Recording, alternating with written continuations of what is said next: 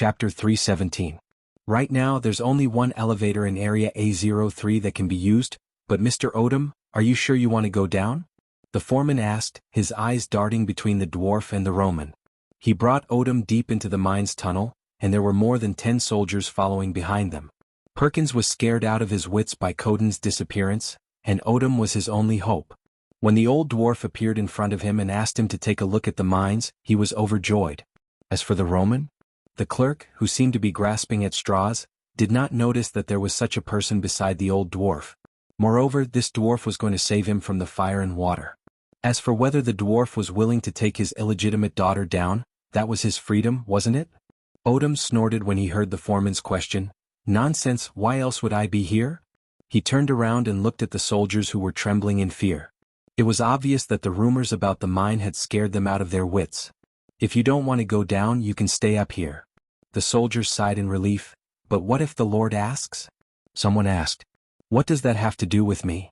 If it wasn't for the fact that it would be troublesome to bring these soldiers with him, he wouldn't have wanted to go into the mines alone. Who knew if the rumors about the monsters were true? There were so many people who had witnessed the monsters, so it might be true. Although the old dwarf had some skills, he wasn't that good at it. You can go and explain yourselves. Don't you know how to lie? It's not like I'm going to expose you. The soldiers nodded in agreement. You're truly a good man, Mr. Odom. They all said in unison. The group quickly came to the elevator and Romaine looked at it from left to right. If there weren't so many people around, she might have touched it out of curiosity. But the dwarf had already pulled her up while she was hesitating. The foreman did not follow them this time. Mr. Odom, I won't be sending you off. Be careful. The dwarf snorted. Of course. You humans are so cowardly. Everyone's expression turned strange, and only the foreman was a little more restrained. He awkwardly asked, Mr. Odom, you know how to operate this machine, right? Nonsense. The old dwarf angrily pulled down a few levers, and the elevator immediately rumbled to life. It slowly descended to the lower level and soon the foreman and the soldiers were left on the upper level. As the elevator sank, the surrounding scenery became a rapidly descending rock wall, and the air became dry and hot. When there were no outsiders around, the Roman became lively and active. She tried to touch the rocks around her. But she was pulled back by the dwarf and he glared at her. Do you want to die? I'm sorry. Romaine apologized in the shortest time in human history. It was at this moment that the elevator landed on the rock layer below and stopped, causing the two of them to sway. The old dwarf raised his torch and looked around. The 4th floor of the mine was as narrow as ever. He thought for a moment and then extinguished the torch. But he immediately noticed a problem.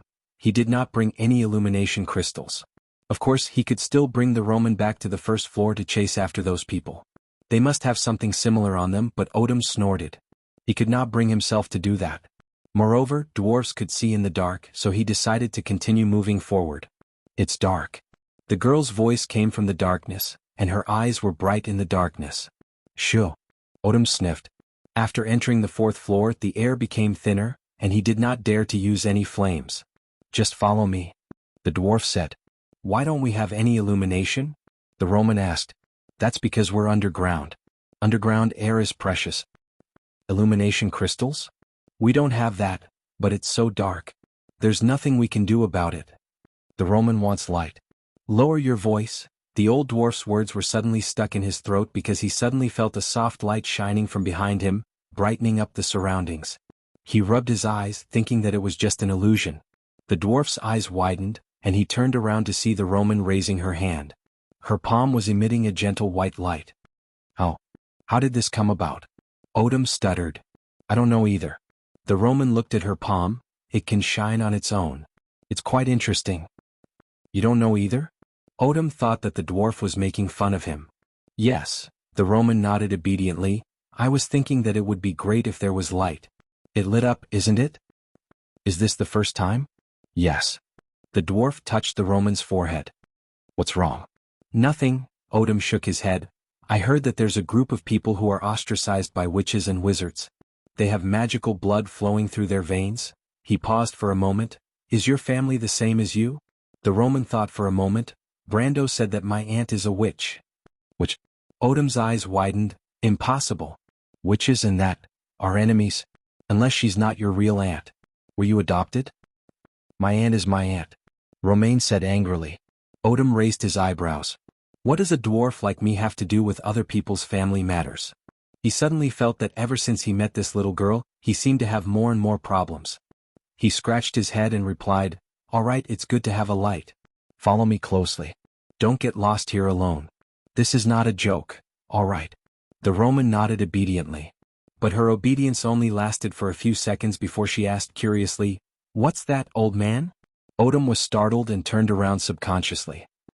Orthlis's words reminded Brendel of the night when the War of the Black Roses broke out, and everything that happened in Bucci. At that time he was just an ordinary young man in this world. He was surrounded by the undead and it took him a lot of effort to escape with the Roman. But what happened that night was not as simple as it seemed. He touched his chest as if he could still feel the pain of being stabbed by the undead. When he was rescued by Freya and her militia from the Red Pine Forest, most of the fatal wounds on his body had healed. He thought that it was an additional effect of the unyielding talent. But now it seemed that the one who saved his life was Orthlis. He looked at her and she nodded. "Thank you," he replied. "No need, little one," Orthlis smiled. "I'm your holy seal spirit. Saving you is helping myself. I don't want to go back to sleep for such a long time." Brando's heart skipped a beat when he heard this. Does that mean that Orthlis will help me whenever I'm in danger? If that's the case, then the previous few dangerous situations did not seem to be a problem at all. It was just that it was not the most dangerous time yet. Orthlis was a knight who followed the Wind Empress Saint Tassel.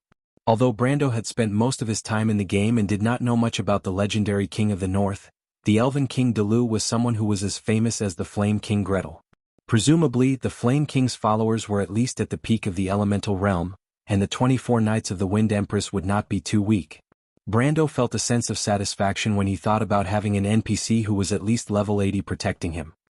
He remembered that there was a quest in the Amber Sword where he had to escort a wizard from the Tower of Stars and Moon to investigate a forest that had been distorted by magic. In that quest, it was actually a low-level player working with a high-level NPC. The feeling of being led by an NPC was still fresh in his mind. It was the only time he enjoyed the thrill of crushing a dungeon of the same level.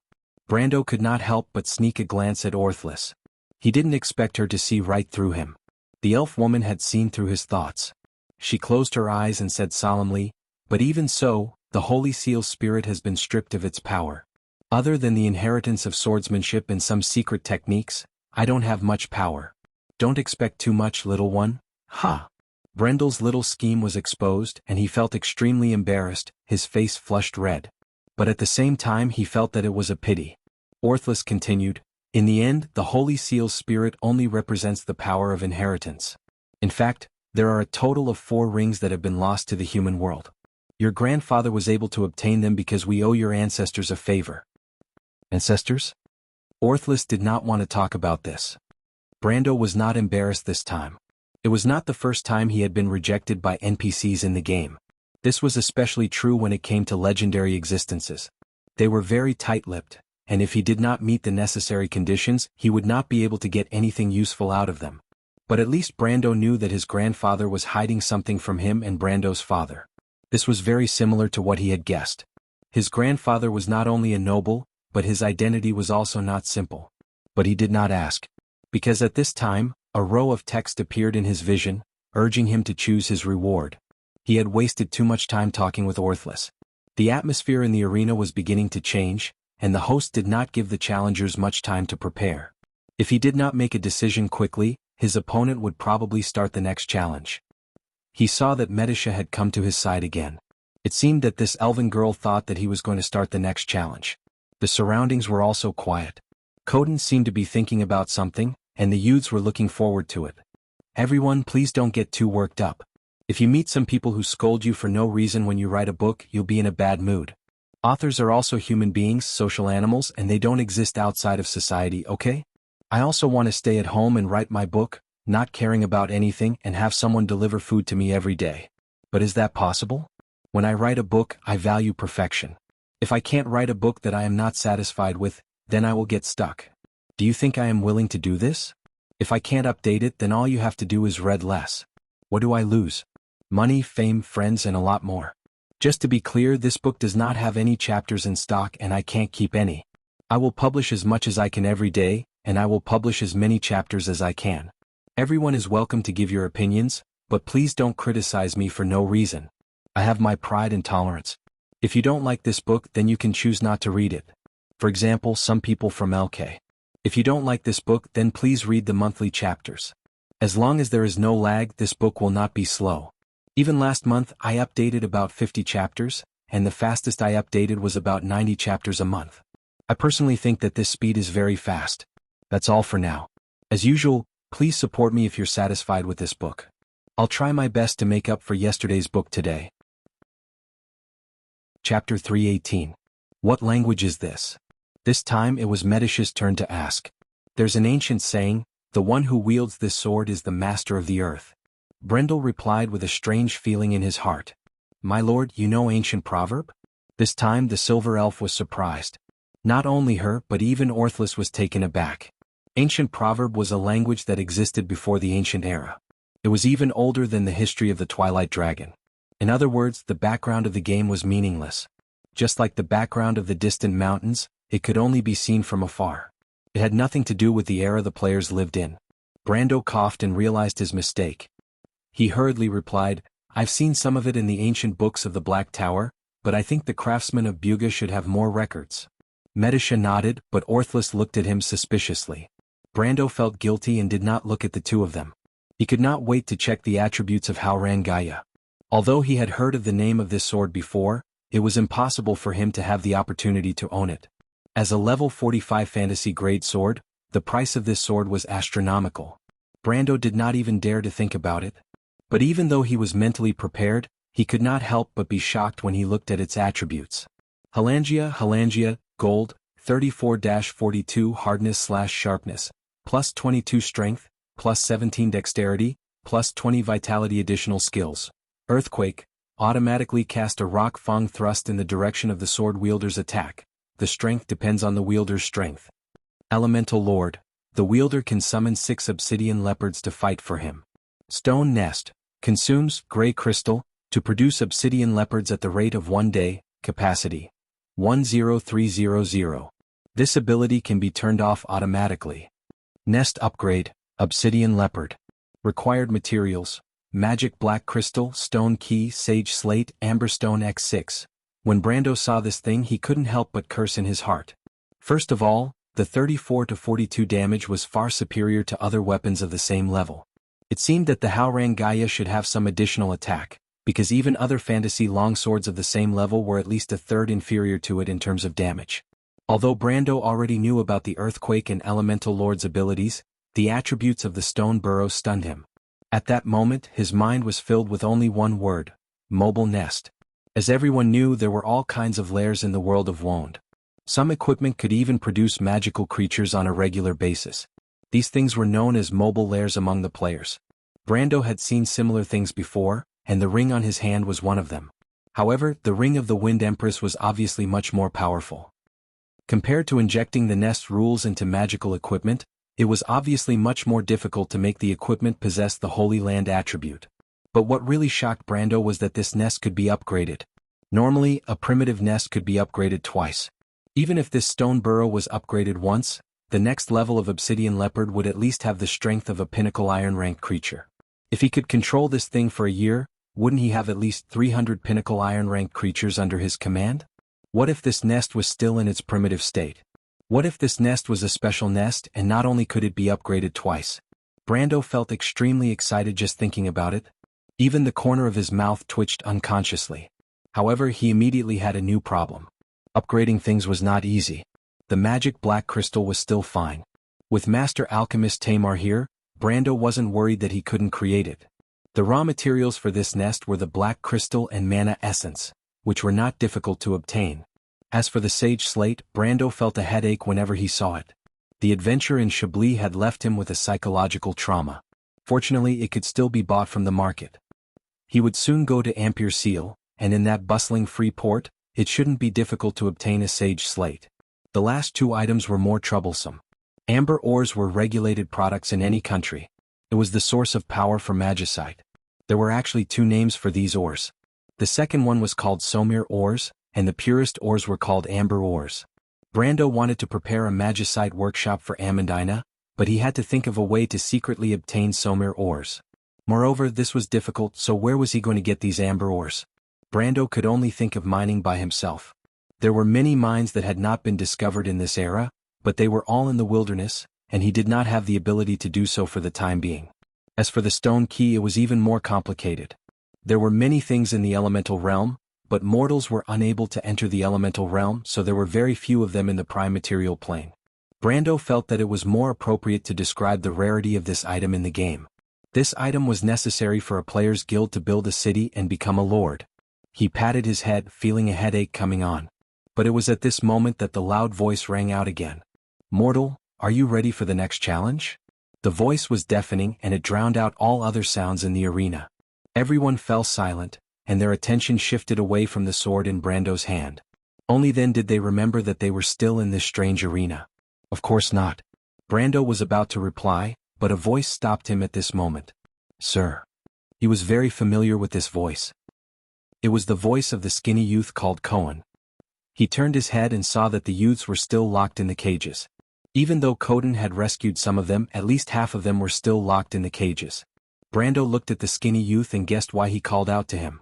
But he did not intend to agree. First of all, he knew his own strength, and there was no way he could pass the sixth challenge. Rashly accepting the challenge would only result in failure. Secondly, he vaguely guessed that the appearance of the sanctuary had something to do with these youths. He had to admit that these youths were very brave. They knew that there was something strange in the mine, and yet they still dared to act recklessly. But since they had made a choice, they had to take responsibility for their actions. Their actions had even implicated others. Not to mention how many miners had died in the landslide. If he was not strong enough, he, Yuta, Scarlet, and Medisha would have all been trapped here. Even though Brando did not think that there was anything wrong with a person being compassionate, he had his own principles. A woman's benevolence did not equate to true benevolence. Thus, he shook his head and rejected the other party's suggestion before the other party could continue. He waved to Orthless and Medisha and led them out of the arena. "Wait," Cohen called out again. "Sir, I'm not asking for your sympathy," the youth shouted from the cage. This time Brando paused and stopped. "I want to make a deal with you," the youth said. "Sir, you can choose to agree or not. The choice is in your hands. But can you please let me state my conditions?" Brando looked up at the sky. The arena of destiny was very human-like. The host seemed to have seen everything below, and the voice from above did not appear again. "Speak." The youth thought for a moment and nodded. He was a little curious. What kind of deal could these poor and penniless youths have with him? Even if they were willing to work for him, what could they do? These youths were not strong and they were just miners. Brando did not mind accepting a few followers, but the price was too high. He looked at the youth and suddenly remembered that he had eavesdropped on their conversation on the way here. Mar seemed to have mentioned that the youth had something strange and worthless on him. Could it be that? Brando frowned. To be honest, he was not optimistic about this deal. He knew that some NPCs liked to collect strange trinkets just like the little Roman. But those things were not valuable and he had been tricked a few times in the game. However, the youth still had patience. He stood there and waited for the youth to take out the item. Cohen rummaged in his chest for a while and took out something that Brando did not expect. It was a card of fate. Brando's expression turned strange. He did not expect Cohen to have something like this. This was exactly what he wanted. Brando, who had received many surprises and benefits from being a planeswalker, was now very interested in the card of fate. Even though he knew that there was no hope for him to complete the sixth challenge, he could not help but be tempted when he saw the card. It was like a collector who saw something good that moved him. He saw that it was a fire card and the item on the card made his heart beat faster. Fireclaw Lord, Fire Tribe I. 20 Fire, Creature, Fireclaw Lizard Warrior, Level 33 Elite, Warlike. When the Fireclaw Lord is on the field, all Fireclaw tribesmen on the field gain 1 battle counter. Pay 1 fire. All Fireclaw tribesmen on the field gain the ability Charge. When the Fireclaw Lord is on the field, pay 1 wealth and 1 reputation per day. The Lord is the best commander of the Infernal Legion. Brando did not know what the battle counter was, but after experiencing the battle counter, he knew that it was something that would buff a summoned creature. Furthermore, the card itself was a level 33 elite, which meant that it was a gold tier summoned creature. Not to mention, it could provide the Fireclaw tribesmen with the ability Charge. This was a fatal blow to Brando. He happened to have a Fireclaw tribesman card in his possession, and according to the Shire, this card set was something that could only be found by chance. Of course, he understood the young man's intention. But should he continue the challenge? There was almost no chance of winning the sixth challenge, But Brando was not willing to give up. He could not help but be stuck in a dilemma. "My lord," Medisha said, "that is a silver card. Pay attention to its serial number, it should be the core card of the Fire Tribe." Brando was stunned. He only just noticed that the Fireclaw Lord's serial number was I, and cards with serial number I were usually the core cards of the set. This was something that the Shire and Medisha had told him before. This made him even more troubled. P.S. Today I saw a very philosophical sentence, so I want to share it with everyone. Regarding the conclusion of Renren Net, go to Renren, go to your classmates, go to your classmates, go to Renren. If you want to know what happened next, please go to www.gdn.com. There are more chapters. Support the author, support the original reading. Chapter 319. But Brando knew that he would not be able to proceed to the next round. Although it was a pleasant surprise that he did not meet the Mithril Sage in the 5th round, it did not mean that the next round would be easy. The 6th round would undoubtedly be a battle between elementals, and Brando did not even need to think about it. Orthlis had already stated that she could not help him, and this time he did not have the heroic spirits of the Silver Elves by his side, nor did he have a female dragon to help him.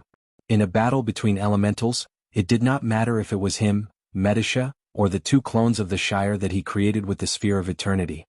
Even if Scarlet recovered her strength and joined the battle, she would not have a chance of winning. The difference between the 2 levels was too obvious. That was why Scarlet could not even withstand a single blow from the Angel of the Earth. Therefore, Brando did not think for too long and immediately accepted the system's request. The roulette once again appeared in front of him. He tapped it with his finger and the needle quickly began to spin. However, when it slowed down, it once again passed the blood-stained altar, and stopped on a card named Myriad Phenomena Forest. Damn. Brando cursed. It seemed that his luck was as bad as always. He could not help but wish that Softu was here. But it was not the time to summon Falerne. There were also a lot of things waiting for them to deal with in Abies. He stretched out his palm and let the gray non-attribute card fall into his hand. On the surface of the card was written as follows: Vientiane Forest, Myriad Wonders 3, 30 any treasure. Sanctum Fantasy, attach. Add 3 equipment counters to target creature, Dwarf, Kurlutzian. The Dwarf's treasure vault, dazzling gold. When the card fell, Orthlis saw it too. The elven woman's purplish-blue eyes flashed, but she thought for a moment and did not say anything. Brando's mind was focused on the card in his hand, and naturally did not notice the reaction of the Holy Seal's spirit. Instead, he asked the others in his mind when he received the card. "What is the meaning of this counter? My lord, did you get something good again?" A slightly relaxed voice sounded in his mind. It was the Shire's voice. Brando was surprised. The Shire was still in Abies. He quickly asked, "You can hear me?" "Of course." The Shire shrugged his shoulders in Brando's mind. "I'm the main card, Medisha and the Nightsong Tiger should be able to hear me." "My lord, you didn't specify who to ask that question." "There's no limit to the distance between a planeswalker and a summoned creature?"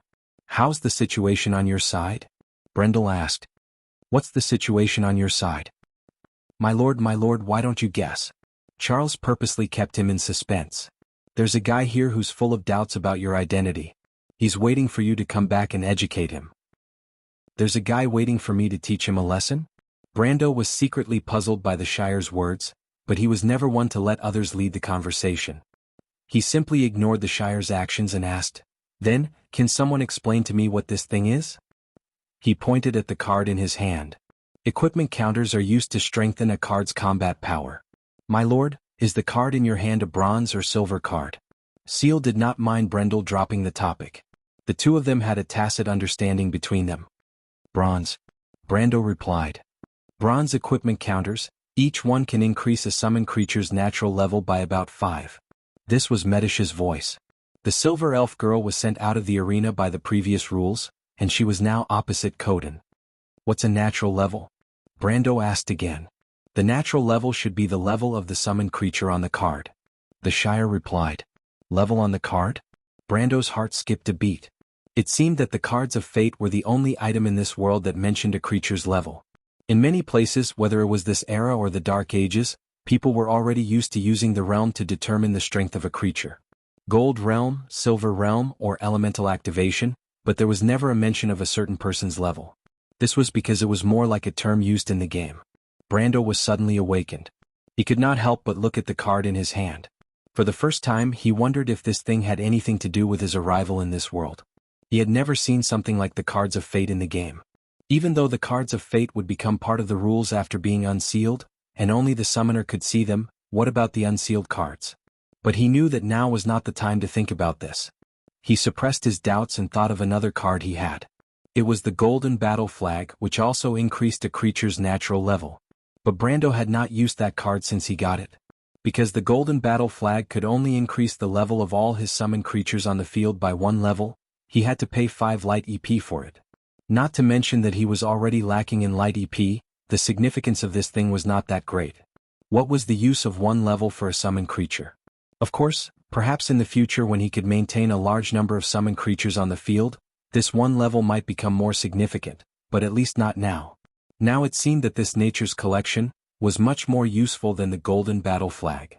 Thinking of this, he turned the card over and asked, "The Shire, can you use this card?" According to the requirements of the card, Medisha as an elf naturally could not, but the Shire was a human. "You have to show me the card, my lord," the Shire replied.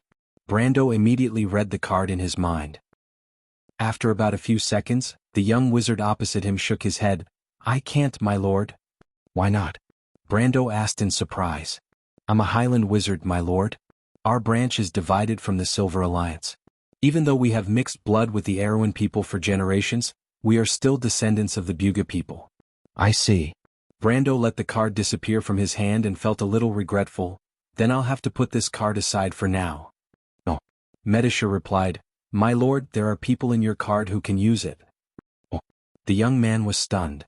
"The Nightsong Tiger and his people." "Wait," Brando was stunned. "Furlern and Tia are wild elves, and there are also barbarians and Highlanders among the mercenaries of Lopez." "Medisha is right, my lord," the Shire spoke. "The Nightsong Tiger is the main card. The Nightsong Tiger is a Lopez person, and the Lopez people are also a branch of the Cruz people. In other words, as long as the main card matches the description of the group summoning card, it's fine?" Brando asked. "Yes." Brando was relieved. The Shire would only be at the pinnacle of gold rank even if he increased his level by 15. However, if the Lopez mercenaries increased their level by 15, they would be at level 30, and they would be on the verge of breaking through to silver rank. This difference in strength was huge, and it meant that he had a team of generals under his command. That was not bad. He snapped out of his thoughts and looked up to see Orthless staring at him. He could not help but feel a little guilty. Because he had his own small world, he often had to be absent-minded in front of others. It was fine if it happened once or twice, but if he was always in a daze and others mistook it as a natural attribute, then he would really be embarrassed as a man. Of course, there was no such adjective in this world. However, Brando always felt a little guilty in front of Orthless. Her temperament was similar to his senior, and if she was here, Brando was sure that she would have laughed at him for being a natural airhead. "I'm sorry," he explained, "I thought of a problem." The woman smiled and nodded in understanding. At this time, the loud voice in the arena finally sounded again. "Mortal, you have passed the test. You will receive a reward." Brando looked up and saw the sword in the middle of the arena suddenly vibrate. It broke free from its shackles and flew straight towards Brando. Everyone cried out in surprise, but Brando raised his hand and firmly grasped the hilt of his sword. The sword was trembling in his hand. Brando felt a majestic power rising from the depths of his heart. This power was connected to the earth as if as long as he stood on the earth, he would never fall. The moment he held the sword, the arena suddenly quieted down. Then, in the next moment, all the rune dwarves in the audience cheered together. "Zro! Zro! Zro! Zro! Zro! Zro!" The loud voice hit everyone in the arena, causing them to feel dizzy. But whether it was Koden, Yuta, or even the Utes, they could clearly hear that the voice was not hostile. It was more like it was supporting something. The voice gradually became louder and louder. Brando stood there, holding the sword and bathing in the cheers. He could not help but have a feeling in his heart. It was as if he had been crowned king with the sword in his hand. But he shook his head to get rid of this thought. He turned to Medisha and asked, "What are they talking about?" Zero is the ancient dwarven language. It is actually a person's name, the ancient great emperor of the rune dwarves, Zero. Later, this name was used to refer to all the kings above the great emperor. "King?" Brando raised the sword in his hand. Indeed, there was a small line of words carved in the ancient language. Because the game designers were lazy, The small amount of words in the so-called ancient language that appeared in the game was actually replaced with words from the real world. The words carved on the sword were English. This made Brando feel very strange when he saw these familiar words. P.S. I feel much better now that I've complained about it. I'll continue to ask for support and apologize to my injured classmates. Chapter 320. What language is this? This time it was Medicia's turn to ask. There's an ancient saying, the one who wields this sword is the master of the earth. Brendel replied with a strange feeling in his heart. My lord, you know ancient proverb? This time the silver elf was surprised. Not only her but even Orthless was taken aback. Ancient proverb was a language that existed before the ancient era. It was even older than the history of the Twilight Dragon. In other words, the background of the game was meaningless. Just like the background of the distant mountains, it could only be seen from afar. It had nothing to do with the era the players lived in. Brando coughed and realized his mistake. He hurriedly replied, I've seen some of it in the ancient books of the Black Tower, but I think the craftsmen of Buga should have more records. Medicia nodded, but Orthless looked at him suspiciously. Brando felt guilty and did not look at the two of them. He could not wait to check the attributes of Haurangaya. Although he had heard of the name of this sword before, it was impossible for him to have the opportunity to own it. As a level 45 fantasy grade sword, the price of this sword was astronomical. Brando did not even dare to think about it. But even though he was mentally prepared, he could not help but be shocked when he looked at its attributes. Halangia, gold, 34-42 hardness/sharpness, plus 22 strength, plus 17 dexterity, plus 20 vitality. Additional skills. Earthquake, automatically cast a rock fang thrust in the direction of the sword wielder's attack. The strength depends on the wielder's strength. Elemental Lord, the wielder can summon 6 obsidian leopards to fight for him.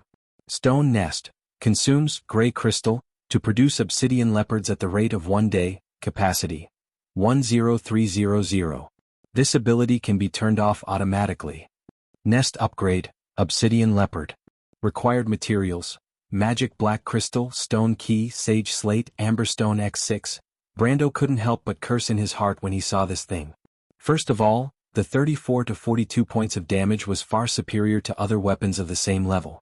It seemed that the Haurangaya should have some additional attack, because even other fantasy longswords of the same level were at least 1/3 less powerful than it in terms of damage. Although Brando already knew about the Earthquake and Elemental Lord's abilities, the attributes of the stone burrow stunned him. At that moment, his mind was filled with only one word: mobile nest. As everyone knew, there were all kinds of lairs in the world of Wond. Some equipment could even produce magical creatures on a regular basis. These things were known as mobile lairs among the players. Brando had seen similar things before, and the ring on his hand was one of them. However, the ring of the Wind Empress was obviously much more powerful. Compared to injecting the nest rules into magical equipment, it was obviously much more difficult to make the equipment possess the Holy Land attribute.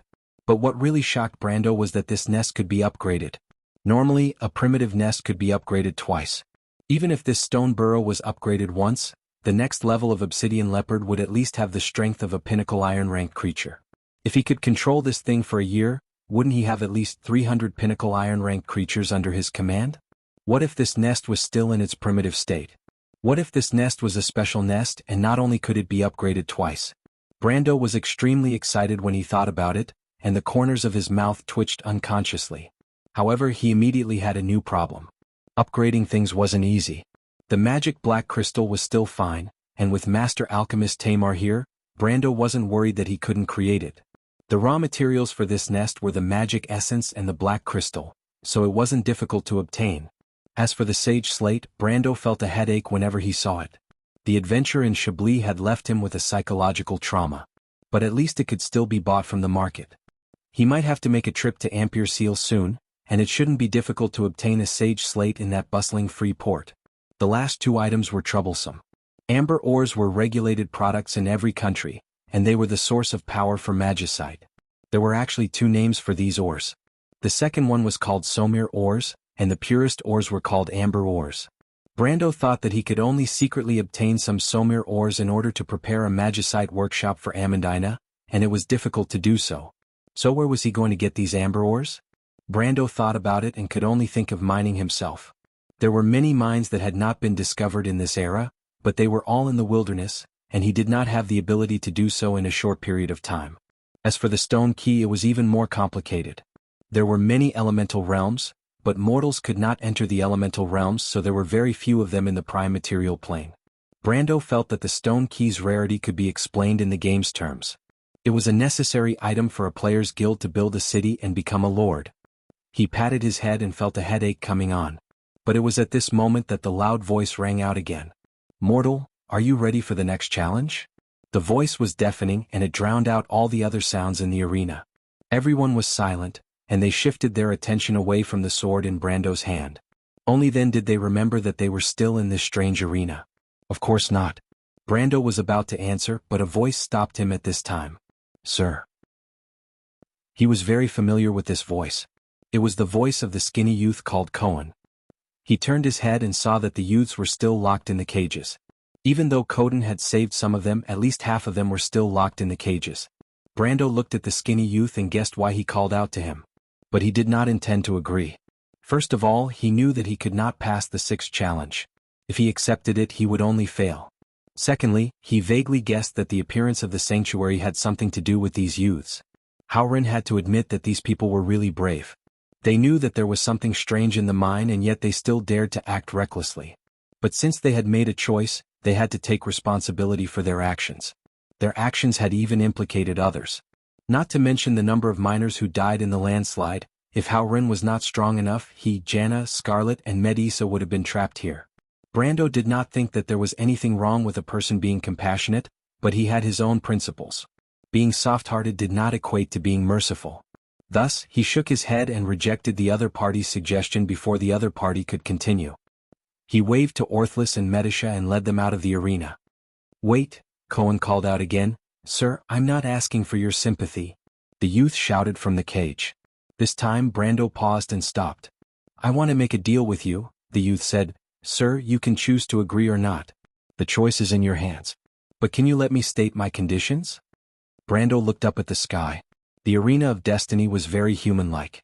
The host seemed to have seen everything below, and the voice from above did not appear again. "Speak." The youth thought for a moment and nodded. He was a little curious. What kind of deal could these poor and penniless youths have with him? Even if they were willing to work for him, what could they do? These youths were not strong and they were just miners. Brando did not mind taking in some followers, but the price was too high. He looked at the youth and suddenly remembered that he had eavesdropped on their conversation on the way here. Mar had mentioned that the skinny youth had something strange and worthless on him. Could it be that? Brando frowned. To be honest, he was not optimistic about this deal. He knew that some NPCs liked to collect strange trinkets just like the little Roman. But those things were not valuable and he had been tricked a few times in the game. However, the youth still had patience. He stood there and waited for the youth to take out the item. Cohen rummaged in his chest for a while and took out something that Brando did not expect. It was a card of fate. Brando's expression turned strange. He did not expect Cohen to have something like this. This was exactly what he wanted. Brando, who had received many surprises and benefits from being a planeswalker, was now very interested in the card of fate. Even though he knew that the sixth challenge was hopeless, he could not help but be moved when he saw the card. He was like a collector who saw something good that moved his heart. He saw that it was a fire card, and the item on the card made his heart beat faster. Fireclaw Lord, Fire Tribe I. 20 Fire, Creature, Fireclaw Lizard Warrior, Level 33 Elite, Warlike. When the Fireclaw Lord is on the field, all Fireclaw members on the field gain 1 battle counter. Pay 1 fire. All Fireclaw Spearmen on the field gain the ability Charge. When the Fireclaw Lord is on the field, pay 1 wealth and 1 reputation per day. The Lord is the best commander of the Infernal Legion. Brando did not know what the battle counter was, but after experiencing the battle counter, he knew that it was something that would buff a summoned creature. Furthermore, the card itself was a level 33 elite, which meant that it was a gold tier summoned creature. Not to mention, it could provide the Fireclaw Spearman with the ability Charge. This was a fatal blow to Brando. He happened to have a Fireclaw Spearman card in his possession, and according to the Shire, this card set was something that could only be found by chance. Of course, he understood the young man's intention. But should he continue the challenge? There was almost no chance of winning the sixth challenge, but Brando was not willing to give up. He could not help but be stuck in a dilemma. "My lord," Medisha said, "that is a silver card. Pay attention to its serial number, It should be the core card of the Fire Tribe. Brando was stunned. He only just noticed that the Fire Lord card in the set was I, and cards with the serial number I were usually the core cards of the set. This was something that the Shire and Medisha had told him before. This made him even more troubled. If you want to know what will happen next, please log on to www.gdn.com and read more chapters. Support the author, support the legal reading. Translator, Endless Fantasy Translation Editor. Endless Fantasy Translation Editor. Endless Fantasy Translation Editor. Endless Fantasy Translation Editor. Endless Fantasy. Chapter 321. Everyone could see Brando's hesitation. Yuta and Scarlet looked at each other without saying a word. The youths all had nervous looks on their faces. Indeed, the difficulty of every challenge in the arena of destiny was clear to everyone. If it wasn't for the sudden appearance of that woman in the last challenge, everyone knew that the young man would have already failed. As for the next challenge, no one dared to say that they were confident. Brando was the same. Medisha gently pulled him from behind and whispered, "My lord, there are more than one card in this set. If we really can't do it, we can just give up." But he was still hesitant. Vaunt was so big and there were so many cards of fate scattered throughout the world. There were many of them, but the chances of encountering one or two of them were too small. Brando had played games before, and naturally knew that rare equipment like this could only be obtained once. It was a matter of luck, and if he missed it once he might not have another chance. But he was not a reckless person. Even gamblers would stake everything on a single throw to seize that 1 in a million chance. But if he were to walk into the arena again, he might not even have that 1 in a million chance. He thought for a moment and was about to shake his head when he heard a voice, "My lord, let me give it a try." He looked up and saw Scarlet struggling to stand up from the cage. The girl's complexion did not look too good, but she still insisted on frowning. "My lord, I feel that I've recovered some of my strength and I haven't challenged anyone yet. Let me try." Before she could finish, she felt Yuta tugging at her from behind. She could tell that Brando was quite interested in Cohen's offer. She was worried that if Scarlet volunteered, Brando might really agree. For some reason, when Yuta saw Scarlet's weak back, it was as if she saw her own sister standing in front of her. She instinctively did not want Scarlet to take the risk. "Let me go, Yuta." Scarlet blocked Yuta's hand. The female mercenary group leader was stunned. However, Brando shook his head. The first challenge in the arena was against the Cerberus, a silver-ranked Cerberus. Even Yuta was no match for it. What use would a red-haired girl who had recovered some of her strength be? He could tell that Scarlet was at most a silver beginner at this time. "No." Brando answered without much thought, "I can't let you take the risk."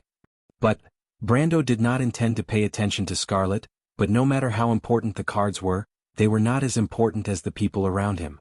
Gambling with people's lives, Brando did not have the habit of ignoring life like those nobles. Moreover, if Scarlet was locked in the cage again, would he save her or not? Brando shook his head and rejected Cohen's suggestion. He looked up at Cohen and shook his head regretfully. Then, he looked at the sky above the gladiator arena and was about to reply, Brando, you're here." A voice that no one had expected rang out. The crisp and pleasant voice made Brando's heart beat wildly. Why was she here? He couldn't help but turn around subconsciously. Sure enough, he saw that familiar face, which was also filled with surprise. The merchant girl had her hands on her purse and walked in from the other side of the arena. She was with a dwarf, and Brando recognized the dwarf. He remembered that his name was Odom, and he should be a descendant of the Rune dwarves. He had seen him once at the Trout in the Forest bar. But why was the Roman with him? Brando's mind was filled with questions. Odom did not pay attention to the people around him. The old dwarf raised his head and looked at the surrounding buildings with his eyes wide open. It was as if he was completely immersed in it. Brendel, unlike him, Roman's attention was completely focused on Brendel from the start, and he did not even spare a glance at anyone else. The look of surprise on the merchant lady's face quickly turned into a look of deep worry. She blinked and her eyes turned red. In fact, this was the first time Brando saw the Roman showing such worry in her eyes. "I'm so worried, Brando. Aunt isn't here, and if something happens to Brando?" The girl's words softened Brando's heart. He wanted to ask her why she was here, but where were the two angels? Naturally, he could not bring himself to ask that. The Roman lowered her head and put her feet together. She unconsciously tapped her leather shoes against each other. "The Roman came here secretly."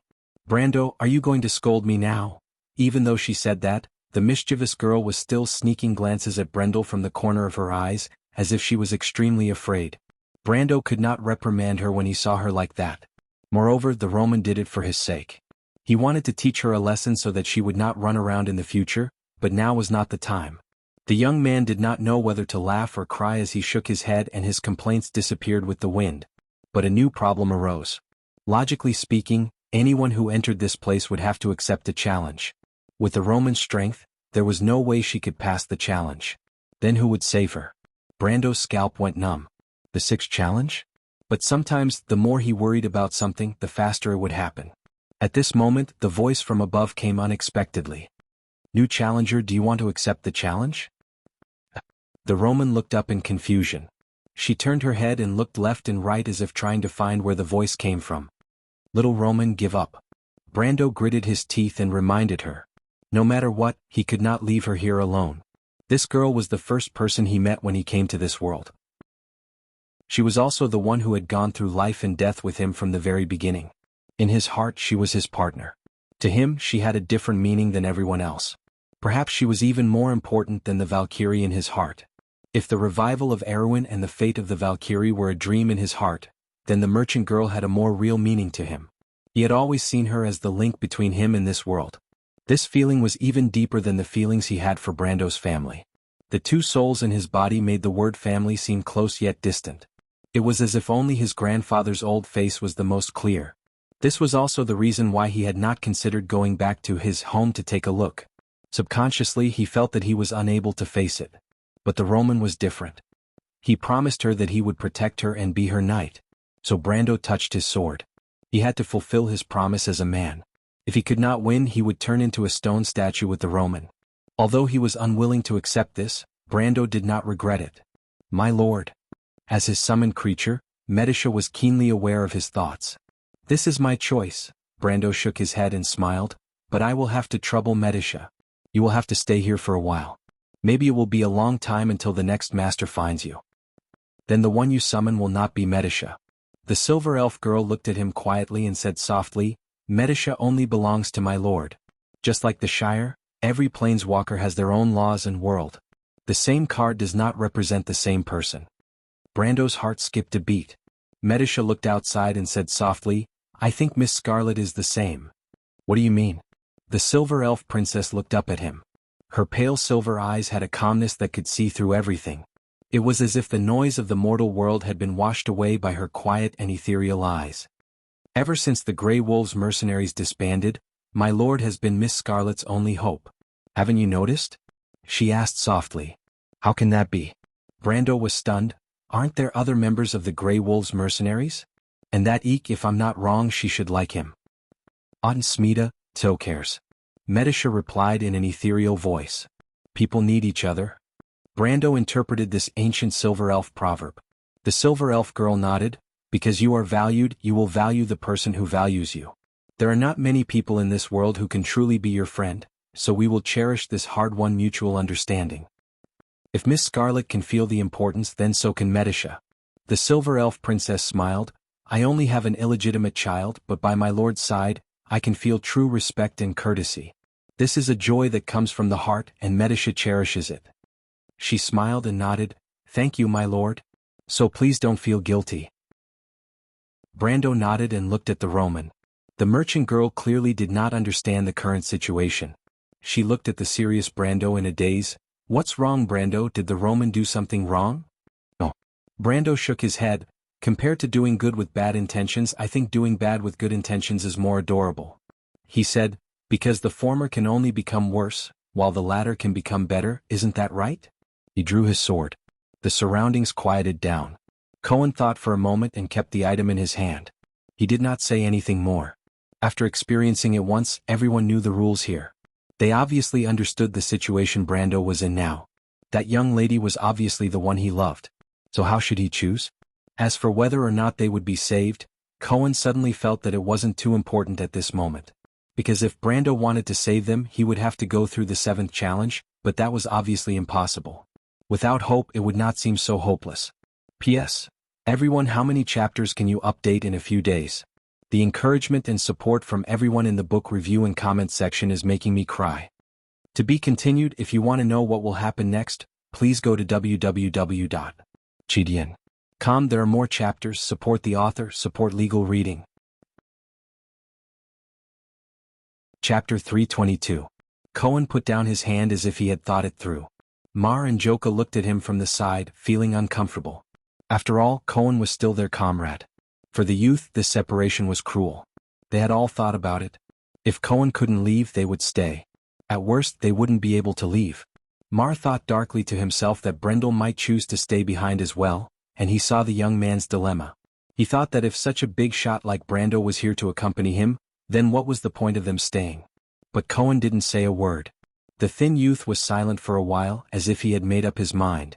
He stood up, raised the card in his hand again and threw it far away. "Sir, catch it." Cohen looked at Brando and shouted with all his strength. Brando turned his head and looked at him in surprise. "Are you crazy?" Mar was stunned by Cohen's action. But there was a satisfied smile on the thin boy's face. It was a smile full of ambition and yearning that was impossible to see on a person of his status. At that moment he was no longer a minor but a master of a region. Brando looked at him in confusion. Cohen stood up and straightened his back. "Sir, I've learned one thing during my days as an apprentice. I know that in the eyes of big shots, people like us are insignificant." He shook his head. "But I think that even insignificant people like us have the chance to change our fate. Maybe I can't do it, but at least now, I know that I have the chance to change the fate of a big shot like you." Everyone was stunned by his words. They couldn't help but think that this kid had gone crazy. But Cohen did not go crazy. Instead he coughed and with the help of the girl behind him he continued, "I don't know what this card can bring you, but if it brings you good luck and allows you to get out of here, then in the future in your legend, my lord, there will be a part of me, isn't that right?" Brando was stunned. What kind of theory was this? This was the first time he looked at the young man again, and his heart was filled with surprise. He didn't know how to evaluate the other party's way of thinking. It was filled with the madness of a gambler, but it also made people feel a trace of admiration. It was a free and easy admiration. However, Brando was a little puzzled as to why the other party was so optimistic about him. He could not help but ask, "This card is indeed very meaningful to me, but even if I get it, I still can't change my fate of failure. Do you regret what I said?" Brando looked in that direction and spoke frankly about his current predicament. Hearing this, Yuta and Scarlet were stunned. They held their breaths at the same time. "Wait, kid, you." Coden finally realized what was going on. However, Cohen was not surprised. The youth smiled and said, "Yes, but as long as you pick up that card, you will at least accept my good intentions, won't you?"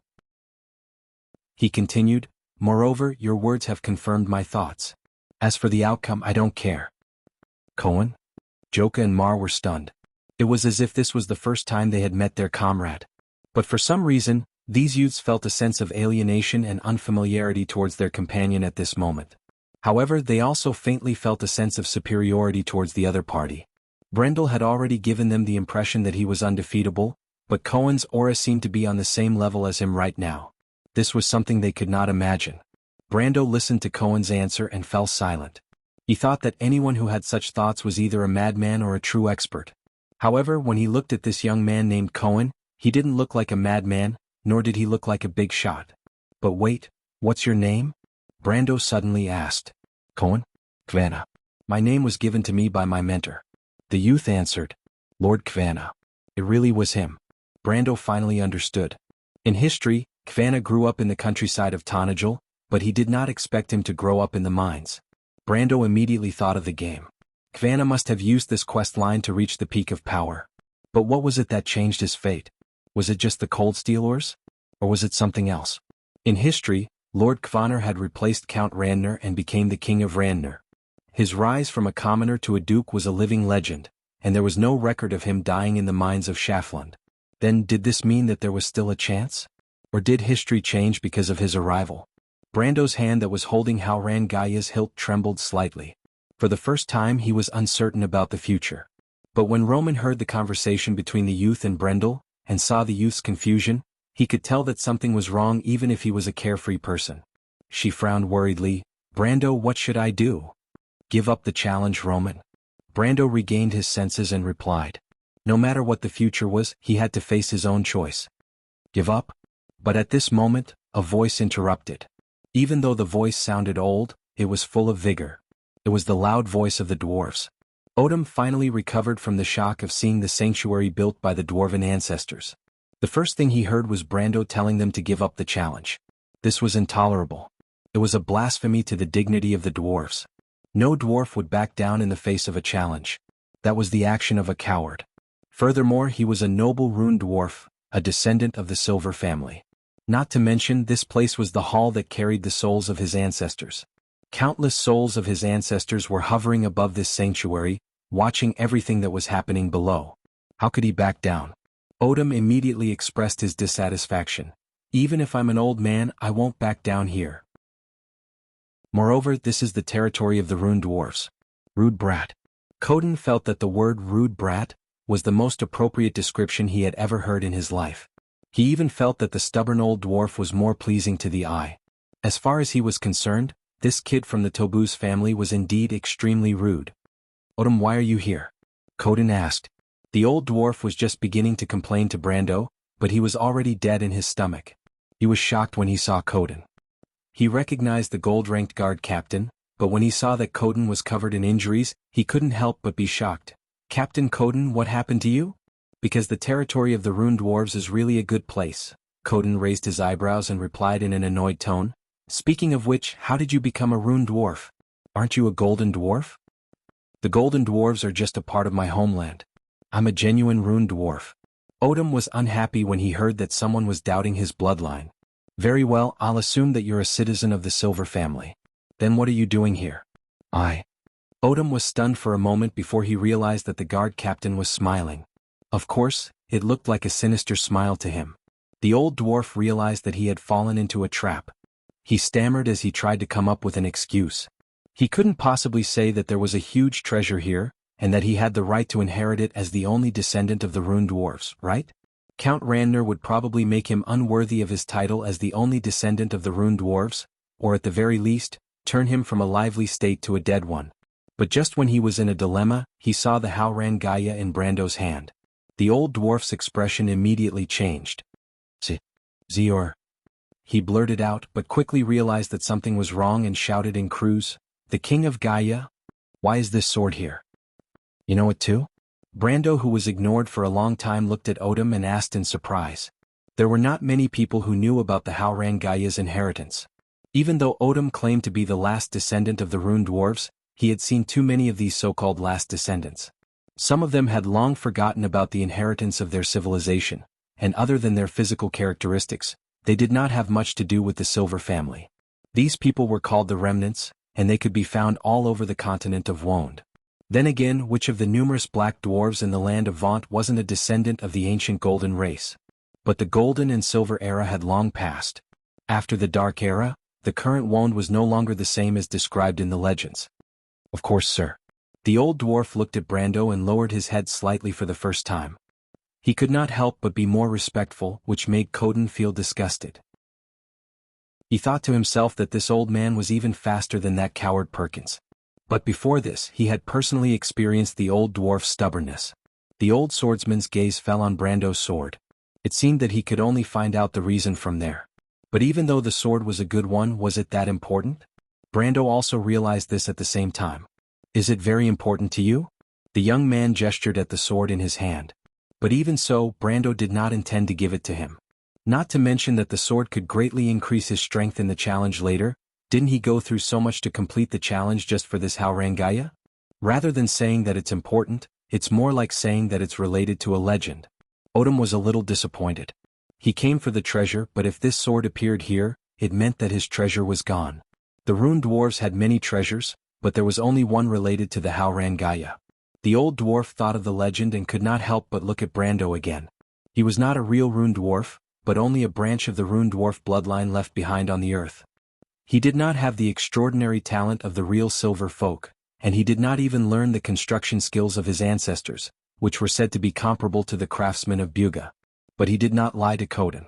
He was indeed the inheritor of this civilization, or at least that was what he thought. From the moment he was born, there was a mysterious message in his mind, which was undoubtedly passed down through his bloodline. That was why Odom knew that there was a treasure under the mines of Shaflund. P.S. What should I say? Is the wheel of history slowly turning again? Please support me. Chapter 323. Cohen put down his hand as if he had thought it through. Mar and Joka looked at him from the side, feeling uncomfortable. After all, Cohen was still their comrade. For the youth, this separation was cruel. They had all thought about it. If Cohen couldn't leave, they would stay. At worst, they wouldn't be able to leave. Mar thought darkly to himself that Brendel might choose to stay behind as well, and he saw the young man's dilemma. He thought that if such a big shot like Brando was here to accompany him, then what was the point of them staying? But Cohen didn't say a word. The thin youth was silent for a while, as if he had made up his mind.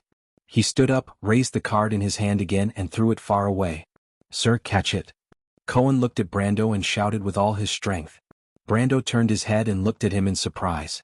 "Are you crazy?" Mar was stunned by Cohen's action. But there was a satisfied smile on the thin boy's face. It was a smile full of ambition and yearning that was impossible to see on a person of his status. At that moment he was no longer a minor but a master of a region. Brando looked at him in confusion. Cohen stood up and straightened his back. "Sir, I've learned one thing during my days as an apprentice. I know that in the eyes of big shots, people like us are insignificant." He shook his head. "But I think that even insignificant people like us have the chance to change our fate. Maybe I can't do it, but at least now, I know that I have the chance to change the fate of a big shot like you." Everyone was stunned by his words. They couldn't help but think that this kid had gone crazy. But Cohen did not go crazy. Instead, he coughed, and with the help of the girl behind him, he continued, "I don't know what this card can bring you, but if it brings you good luck and allows you to get out of here, then in the future, in your legend, my lord, there will be a part of me, isn't that right?" Brando was stunned. What kind of theory was this? This was the first time he looked at the young man again, and his heart was filled with surprise. He didn't know how to evaluate the other party's way of thinking. It was filled with the madness of a gambler, but it also made people feel a trace of admiration. It was a free and easy admiration. However, Brando was a little puzzled as to why the other party was so optimistic about him. He could not help but ask, "This card is indeed very meaningful to me, but even if I get it, I can't change my fate of failure. Do you regret what I said?" Brando looked in that direction and spoke frankly about his current predicament. Hearing this, Yuta and Scarlet were stunned. They held their breaths at the same time. "Wait, kid, you." Coden finally realized what was going on. However, Cohen was not surprised. The youth smiled and said, "Yes, but as long as you pick up that card, you will at least accept my good intentions, won't you?" He continued, "Moreover, your words have confirmed my thoughts. As for the outcome, I do not care." Cohen? Joka and Mar were stunned. It was as if this was the first time they had met their comrade. But for some reason, these youths felt a sense of alienation and unfamiliarity towards their companion at this moment. However, they also faintly felt a sense of superiority towards the other party. Brendel had already given them the impression that he was undefeatable, but Cohen's aura seemed to be on the same level as him right now. This was something they could not imagine. Brando was silent after hearing Cohen's answer. He thought that anyone who had such thoughts was either a madman or a true expert. However, when he looked at this young man named Cohen, he didn't look like a madman, nor did he look like a big shot. "But wait, what is your name?" Brando suddenly asked. "Cohen? Kvanna. My surname was given to me by my mentor." The youth answered, "Lord Kvanna. It really is this kid." Brando finally understood. In history, Kvanna grew up in the countryside of Tanajal, but he did not expect him to grow up in the mines. Brando immediately thought of the game. Kvanna must have passed through this quest line and reached the peak of power step by step. But what was it that changed his fate? Was it just the cold steel ores? Or was it something else? In history, Lord Kvanner had replaced Count Randner and became the King of Randner. His rise from a commoner to a duke was a living legend, and there was no record of him dying in the mines of Schafland. Then did this mean that there was still a chance? Or did history change because of his arrival? Brando's hand that was holding Halran Gaya's hilt trembled slightly. For the first time he was uncertain about the future. But when Roman heard the conversation between the youth and Brendel, and saw the youth's confusion, he could tell that something was wrong even if he was a carefree person.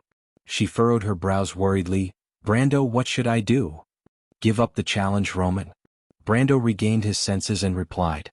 No matter what the future was, he had to face his choice. Give up? But at this moment, a voice interrupted. Even though the voice sounded old, it was full of vigor. It was the unique loud voice of the dwarves. Odom finally recovered from the shock of seeing the sanctuary built by the dwarven ancestors. The first thing he heard was Brando telling them to give up the challenge. This was intolerable. It was a blasphemy to the dignity of the dwarfs. No dwarf would back down in the face of a challenge. That was the action of a coward. Moreover, he was a noble rune dwarf, a descendant of the Silver family. Not to mention that this place was the hall that carried the souls of his ancestors. Countless souls of his ancestors were hovering above this sanctuary, watching everything that was happening below. How could he back down? Odom immediately expressed his dissatisfaction. Even if I'm an old man, I won't back down here. Moreover, this is the territory of the rune dwarfs. You impolite brat. Coden felt that the word, impolite brat, was right in his heart. He felt that he had never heard of such an adjective in his life, and even felt that the stubborn old dwarf was a little more pleasing to the eye. From his point of view, this brat from the Tobuz family was indeed impolite. Odom, what are you doing here? But he still asked first. The old dwarf was just beginning to complain to Brando, but it was already stillborn. When he saw Coden, he was shocked. He recognized this gold-ranked guard captain, but when he saw the injuries all over his body, he couldn't help but be shocked. Captain Coden, why are you like this? Because the territory of the rune dwarves is really a good place to be. Coden raised his eyebrows and replied in an annoyed tone. Speaking of which, how did you become a rune dwarf? Aren't you a golden dwarf? The golden dwarves are just a part of my homeland. I am a genuine rune dwarf. Odom was displeased when he heard that someone was doubting his bloodline. All right, let's assume that you are a citizen of the Silver family. Then what are you doing here? Odom was stunned for a moment before he noticed the smile on Coden's face. Of course, it looked like a sinister smile to him. The old dwarf finally realized that he had fallen into a trap. He stammered as he tried to come up with an excuse. He couldn't possibly say that there was a huge treasure here, and as the only descendant of the rune dwarves, he had the right to inherit it, right? Count Randner would probably make him unworthy of his title as the only descendant of the rune dwarves, or at the very least, turn him from a lively state to a dead one. But just when he was in a dilemma, he saw the Howran Gaia in Brando's hand. The old dwarf's expression immediately changed. Zor. He blurted out, but he quickly realized that something was wrong and shouted in Cruz, King of the Earth. Why is this sword here? You know it too? Brando, who had been ignored for a long time, looked at Odom and asked in surprise. There were not many people who knew about the Howran Gaia's inheritance. Even though Odom claimed to be the last descendant of the rune dwarves, he had seen too many of these so-called last descendants. Some of them had long forgotten about the inheritance of their civilization, and other than their physical characteristics, they did not have much to do with the Silver family. These people were called the Remnants, and they could be found all over the continent of Wond. Then again, which of the numerous black dwarves in the land of Vaunt wasn't a descendant of the ancient Golden race? But the Golden and Silver era had long passed. After the Dark era, the current Wond was no longer the same as what was described in the legends. Of course, sir. The old dwarf looked at Brando and lowered his head slightly for the first time. He could not help but be more respectful, which made Coden feel disgusted. He thought to himself that the old dwarf was even faster than that coward Perkins. But before this, he had personally experienced the old dwarf's stubbornness. The old swordsman's gaze fell on Brando's sword. It seemed that he could only find out the reason from there. But even though the sword was a good one, was it that important? Brando also realized this at the same time. Is it very important to you? The young man gestured at the sword in his hand. But even so, Brando did not intend to give it to him. Not to mention that the sword could greatly increase his strength in the challenge later. Didn't he go through so much to complete the challenge just for this Howran Gaia? Rather than saying it's important, it's more like it's related to a legend. Odom was a little disappointed. He was here for the treasure, but if this sword appeared here, it meant that his treasure was gone. The rune dwarves had many treasures, but there was only one related to the Howran Gaia. The old dwarf thought of the legend and could not help but look at Brando again. He was not a real rune dwarf, but only a branch of the rune dwarf bloodline left behind on the earth. He did not have the extraordinary talent of the real silver folk, and he did not even learn the construction skills of his ancestors, which were said to be comparable to the craftsmen of Buga. But he did not lie to Coden. He was indeed the inheritor of this civilization, or at least that was what he thought. From the moment he was born, there was a mysterious message in his mind, which was undoubtedly passed down through his bloodline. That was why Odom knew that there was a treasure under the mines of Shaflund. P.S. What should I say? Is the wheel of history slowly turning again? It's time for support. Chapter 324. And it was because he knew all of this that he came all the way here. Perhaps it wasn't just for the treasure. Even Odom himself wasn't sure, but there was a voice in his blood telling him that he had a dream. That dream was to return the legacy of the Rune Dwarves to the land of Wond. It was just like the legend of the revival of the Rune Dwarves. He looked at the sword in Brando's hand and hesitated. The voice in his heart told him that he should believe in the legend, but how could he believe it? According to the legend, all the Rune Dwarves had to worship the person who held the Haurang Gaia as their king and follow him to rebuild the Rune Dwarven Empire. But for this old dwarf to bow down to a stranger, it was really too difficult for his old bones. Legend? Brando asked. Odom gritted his teeth and decided to hold on to his wits and take one step at a time. The old dwarf coughed and said, "Forgive me for not being able to say much, but I heard your conversation. Do you want to leave this place?"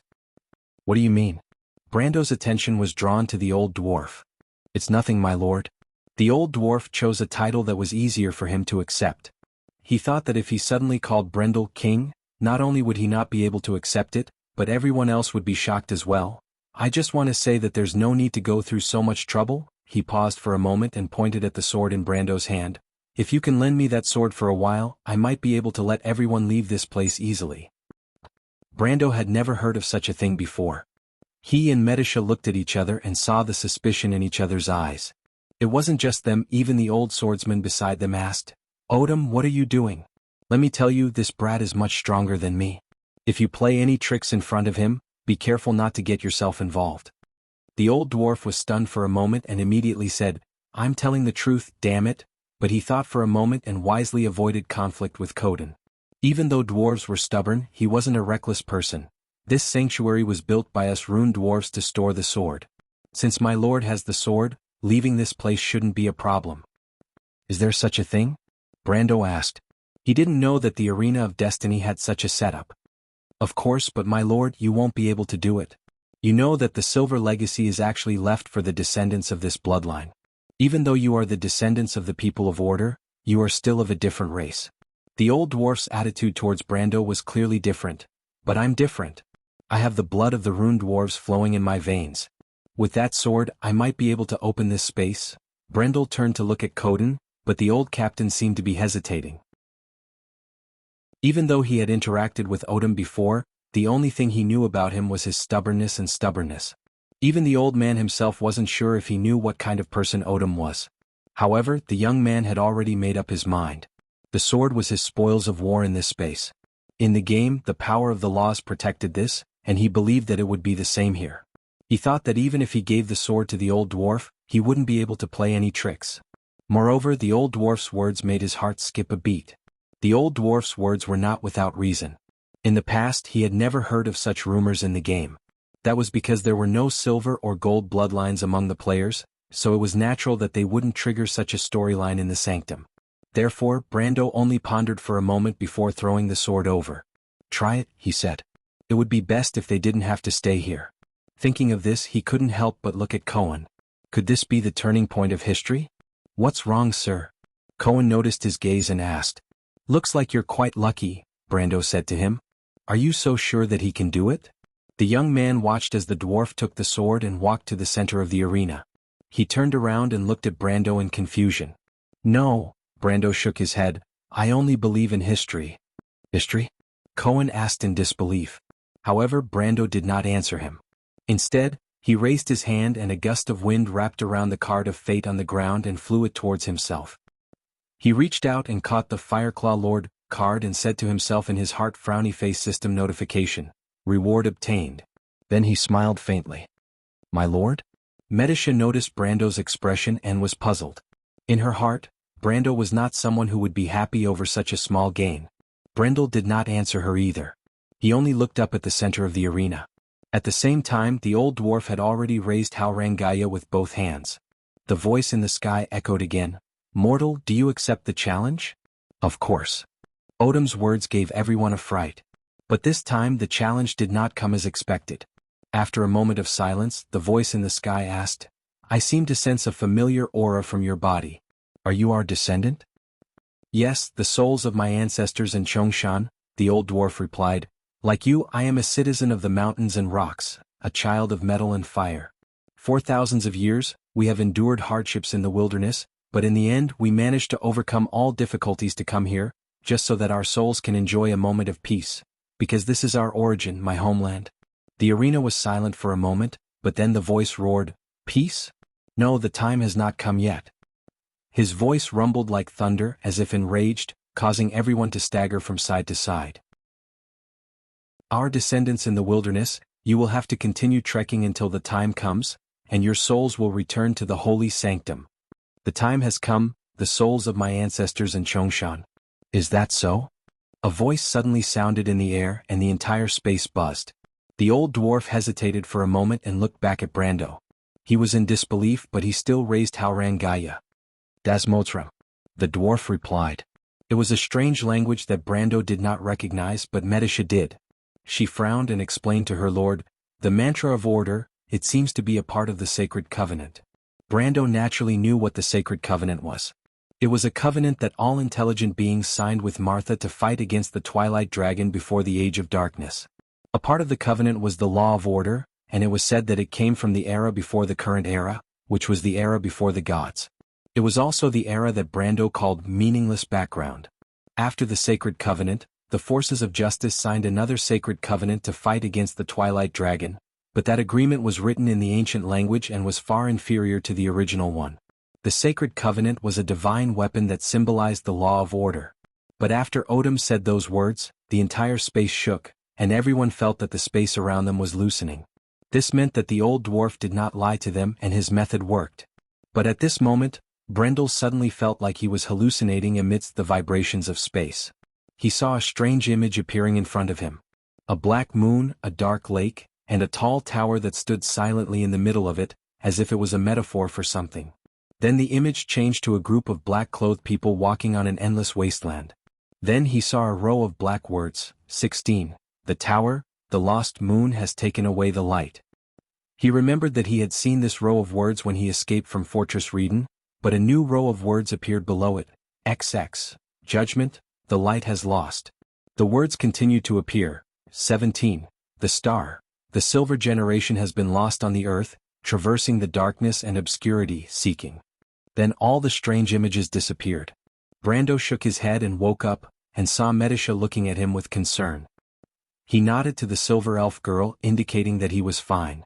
However, he shifted his gaze slightly and saw the merchant girl slowly and carefully approaching him, as if she wanted to ask him something out of concern, but she didn't dare to let him see her for fear of being killed by him.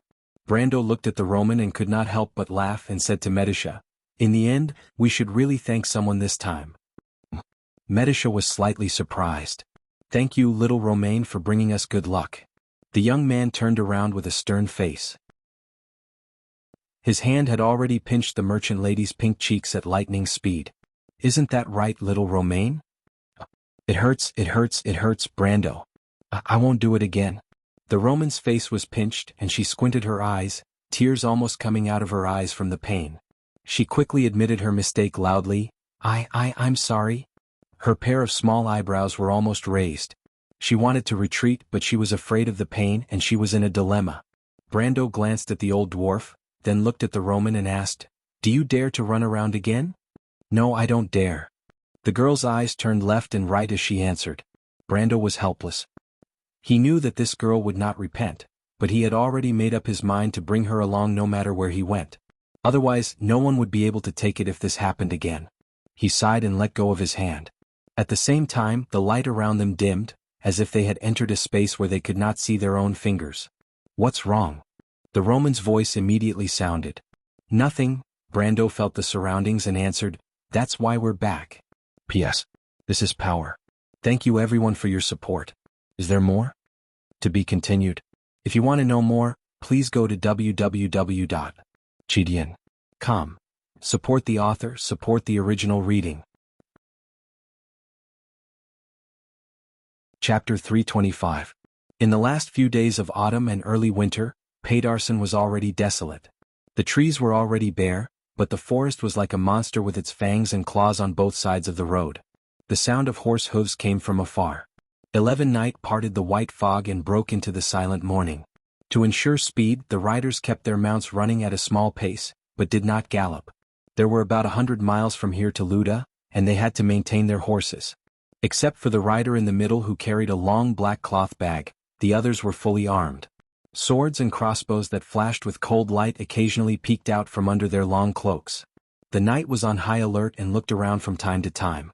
The forest in early winter was cold and bleak, but there were still wolves in the forest. The knight kept moving forward and soon came to a small river. At this time of the year, the river had not yet frozen, and the water was sparkling. There was a cold stone bridge on the shore. But at this time, the leading knight suddenly raised his hand and asked the others to stop. The knight tightened the reins to stop the horses and looked around. The leading knight withdrew his hand and gestured to the left and right, meaning that there was an ambush. Then he turned his horse around and pulled out his long sword from his waist. The knight turned their horses around and immediately formed a circular formation with the escorts as the center. The uniform movements showed that these knights were well trained. Even the scouts in Erwin's army could not reach this level. But as the knight moved, there was a rustling sound in the forest. Immediately, a group of noble private soldiers in leather armor stood up from the bushes on both sides. These ambushers were all armed with battle axes, small round shields or crossbows. Apparently the ambushers realized that they had been discovered and were ready to attack. But the knight's reaction was not slow either. They were even faster than these ambushers. The knight in black did not hesitate to untie the crossbows at their waists and shoot in all directions. A few of the ambushers had just rushed out of the bushes and onto the road when they were shot down. The knight's archery skills were excellent, and they continuously turned their horses around to fire arrows in all directions. Many of the ambushers were shot in the throat, and the corpses quickly formed a circle around them. But the Awin cavalry's crossbows had limited ammunition, and the private soldiers seemed to be aware of this. After 5 rounds of shooting, they let out a battle cry and rushed out of the forest. However, the knights were not in a hurry. They lifted their cloaks with their left hand and pulled out a hand axe with their right hand. They threw it forward in unison. A series of screams resounded through the sky, startling many birds that were still in their dreams. They flapped their wings and flew out from the surrounding forest. The ambushers were caught off guard, and the front row of people fell instantly. Quick! Go, they are out of weapons. Don't give them a chance to reload their bows. But the pungent smell of blood in the cold morning air only excited these fugitives. Some of the nobles' private soldiers shouted madly. They had an absolute advantage in numbers, almost 10 times the number of their opponents.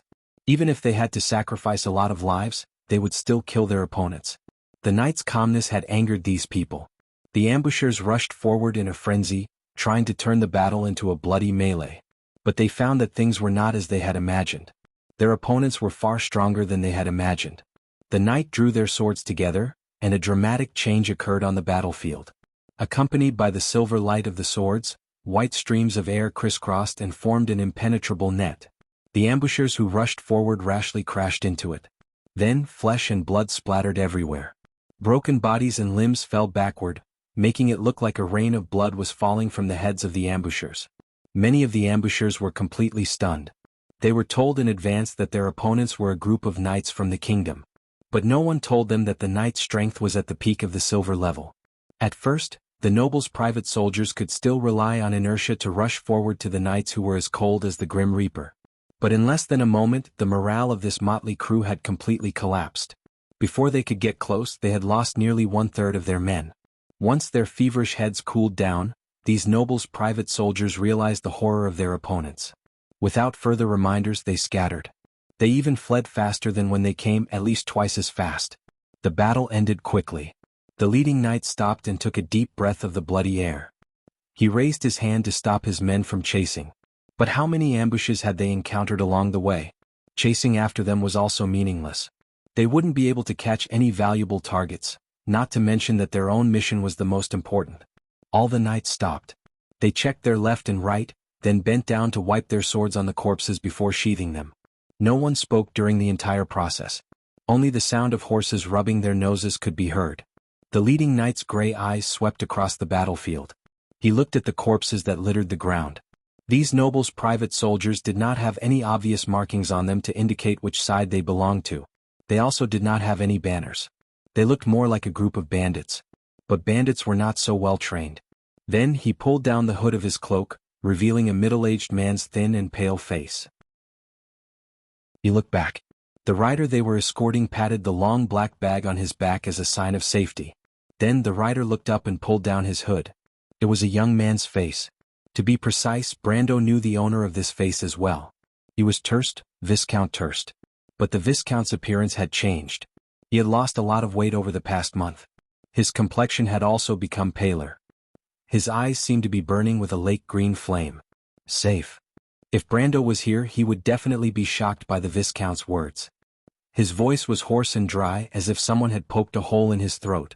The young man sniffed as if it took a lot of effort for him to speak. "Who are these people?" the middle-aged man asked as he looked at the corpses on the ground.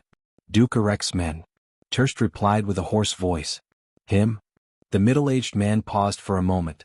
"Wasn't that old bastard trying to get on our good side?" "Nobles are all two-faced bastards. You don't need to look at me. I'm the same. So don't trust me. If there's a chance, I'll definitely stab you in the back." The middle-aged man smiled. "Interesting. But don't worry, I only trust my own men." "Humph." Turst did not even look at the man. He pulled up his hood and prepared to leave. But at that moment, the young Viscount froze. He saw a flash of green light in the forest, and his expression immediately became very bad. "Behind you." Turst put down his hood and warned the middle-aged knight. The leader of the knight turned around, but it was too late. The green light hit him squarely in the chest. The middle-aged man was shocked at what kind of sorcery this was, but his expression was frozen in that moment. Turst saw the leader of the knights turn into a stone statue in front of him. "That bastard is here." The young Viscount's heart raced. He knew who it was as soon as he saw this familiar scene. That nightmarish memory was still tormenting him, but he didn't expect that the nightmare would become reality again. He almost wanted to run, but his hands and feet seemed to have grown roots, and they didn't listen to his command as if they were possessed. Then he saw the monster covered in emerald green armor coming out of the forest. All the knights were stunned. Of course, they saw what happened to their captain, but such a strange way of attack was beyond everyone's understanding. They didn't know what to do at this time. Guard against it?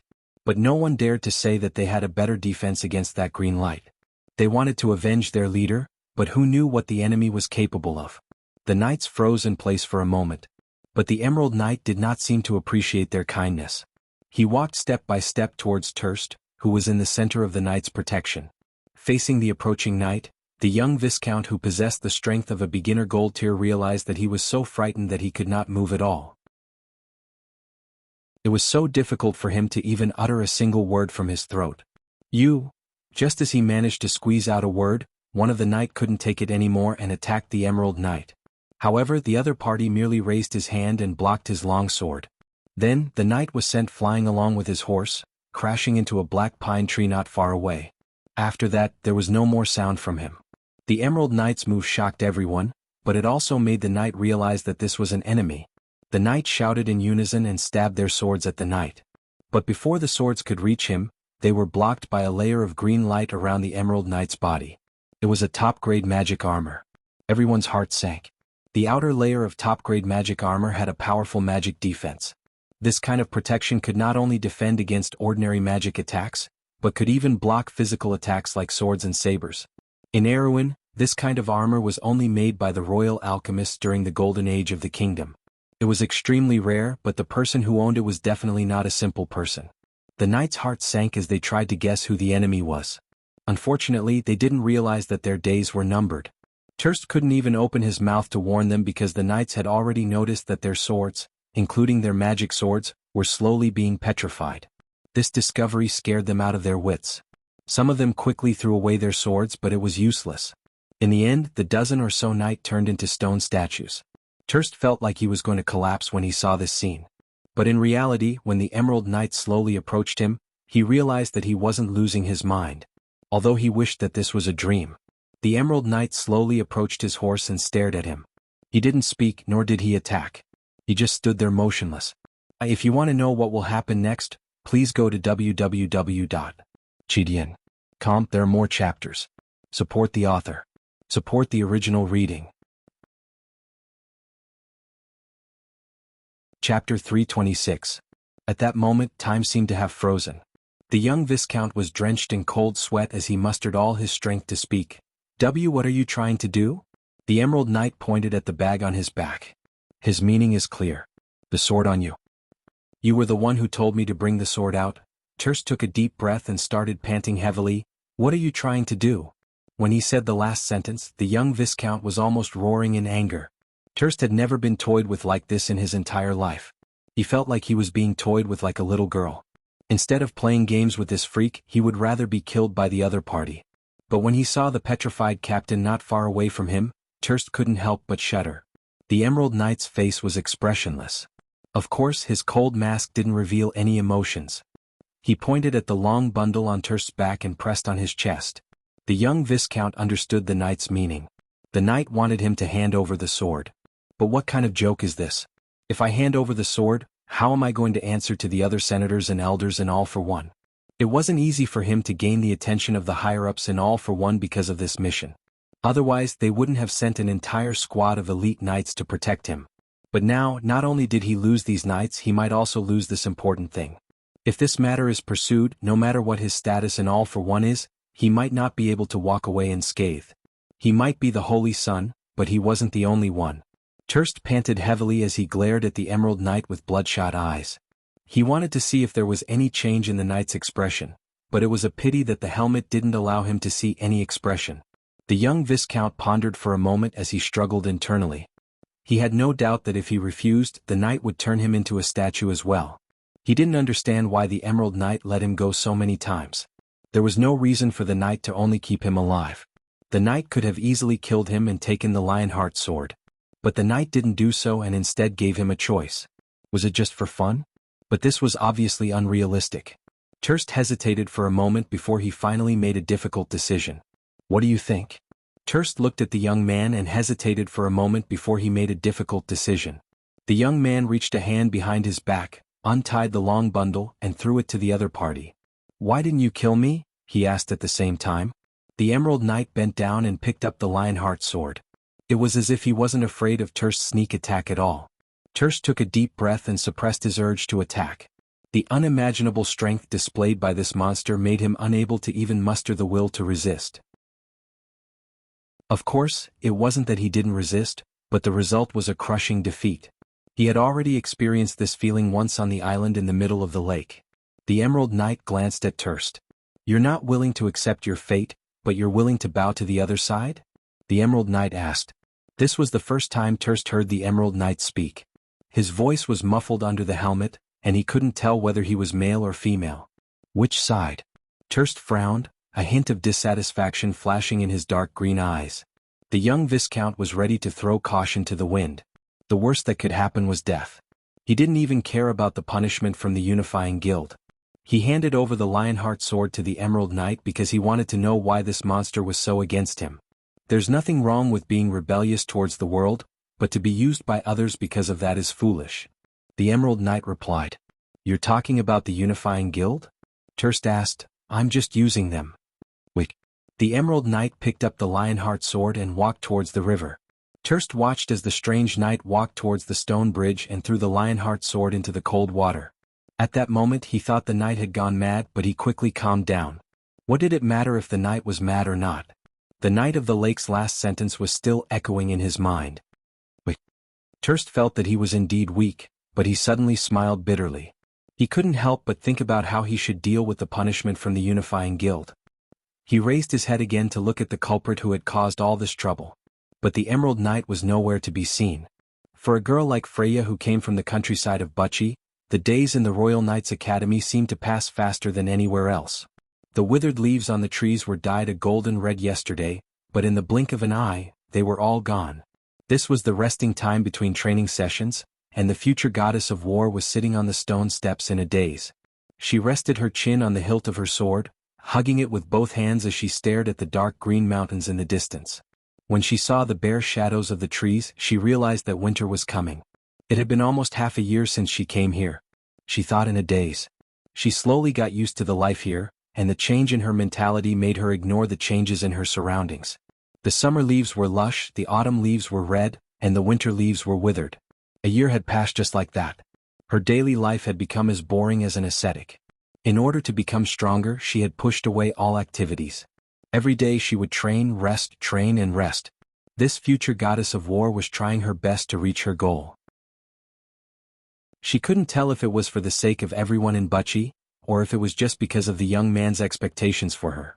But every time she thought of Brando's gentle and caring gaze, Freya's heart skipped a beat, and she felt as if she couldn't breathe. Sometimes she felt that it was too embarrassing for her to be like this, but she couldn't get rid of his shadow. Brando, Brando. She unconsciously muttered his name, and didn't notice that someone had come in front of her. Then the future goddess of war was shocked and raised her head. She saw the black-haired knight standing in front of her with her hand on her sword, and her face turned red. Freya stood up at a loss and did not know where to place her hands. What's wrong? Maynard tilted her head and looked at her. No. Nothing. Freya lowered her head and answered absent-mindedly. She felt that even she couldn't believe her own words. But this time the strict knight didn't scold her like she usually did, or ask her why she wasn't alert at all. She came over and put her hand on her forehead without saying a word. Her palm was cold. This intimate action made Freya freeze, and the future goddess of war was so scared that she almost turned around and ran away. But when she saw Maynard's dark and caring eyes, she was stunned. Homesick? Maynard put down her hand and asked in a low voice without any expression on her face. No. Freya shook her head but suddenly nodded. She thought that if she didn't go along with what Vivian said, she wouldn't be able to explain what she was doing there. Freya, you're such an idiot. She scolded herself in her heart. You can't even lie. That guy can lie without blushing. Maynard sighed when she saw that the young lady's mind had wandered off again. She could roughly guess what the other lady was thinking. But she didn't ask. Instead, she put her hand under her shawl and took out a letter. His letter. Brando's letter? Freya was startled and blurted out. But she immediately realized that something was wrong and subconsciously covered her mouth. This was a little too obvious. Maynard's expressionless face flashed a smile. This was the first time that Freya saw her smile. So his name is Brando. Lucky guy. Lucky? What lucky? Freya lowered her head and felt that her ears were burning. She defended herself with a voice that was so soft that even she couldn't hear it. But she still hurriedly took the letter with a cautious look. At this time, the two heard the sound of a carriage's wheels. The sudden sound came from one side of the road outside the academy. But at this time of the year, very few people came back from outside. Both of them were attracted by the sound and turned around at the same time. They immediately saw a white carriage, like a ghost breaking through the morning fog, slowly driving into the academy. Then it slowly passed by the two of them and entered the depths of the academy. Freya knew that the direction was the residence of Her Royal Highness. It was guarded by the royal knight and ordinary people couldn't enter. That's... she whispered. Maynard saw the shield-shaped article on the carriage. The violet on it was so eye-catching. She looked at it for a while and said, Someone from Anthony. Another lucky guy. The knight's tone was a little unfriendly. What? Freya was startled. Nothing. Maynard shook her head. Her long and beautiful black hair had always made Freya envious. You just focus on your own things. Freya, you're improving very quickly. Don't be discouraged. Thank you. The knight paused for a while and remembered something. By the way, did that guy come to you again? Freya was stunned and then realized that the knight was talking about the second son of Earl Beckberg. She had cut off contact with him since Maynard reminded her, but she didn't expect him to gather a group of people to make trouble for her. In the end, the knight somehow found out about that matter and she personally taught those people a lesson. The second son of Earl Beckberg was even almost expelled from the academy because of it. However, the matter was left unsettled. Although Freya was a little confused, she knew that it was the result of a compromise. But she was already very grateful. In comparison, she was just a commoner. But why was she bringing it up now? She raised her head and looked at Maynard in confusion. If you want to know what's to come, please log on to www.chidian.com and read more chapters. Support the author, support the original reading. Translator, Endless Fantasy Translation Editor, Endless Fantasy Translation, Endless Fantasy Translation. Chapter 327. That's all, Senior Maynard. Maynard chuckled, but her expression quickly turned serious. You need to be careful. That brat is starting to get restless again. But this time they're quite secretive. I can't find anything on them yet. Freya raised her head and looked at her worriedly.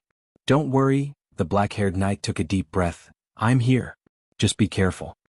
With that, she raised her head and looked at the direction where the carriage disappeared to. The sky in the north was gloomy as if a terrible storm was brewing. But would this storm come before the end of winter? No one knew.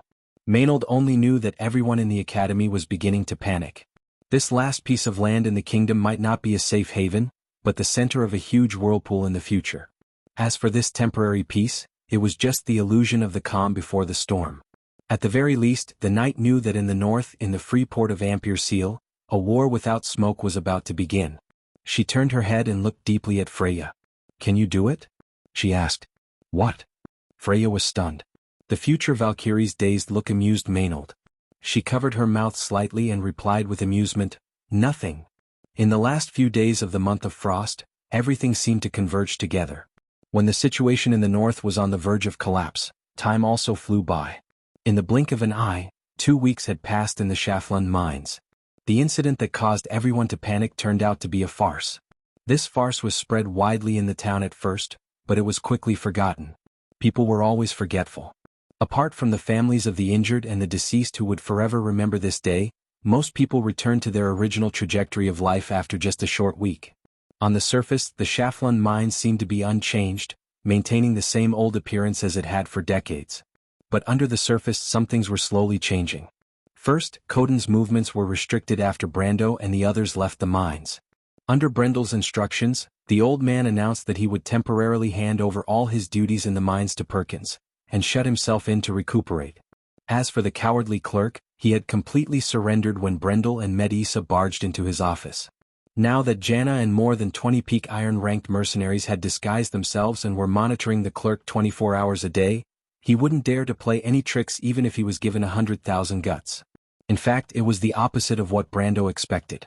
Perkins seemed to be more cautious and diligent than before, to the point that even his own subordinates who did not know the truth praised him. Were praises.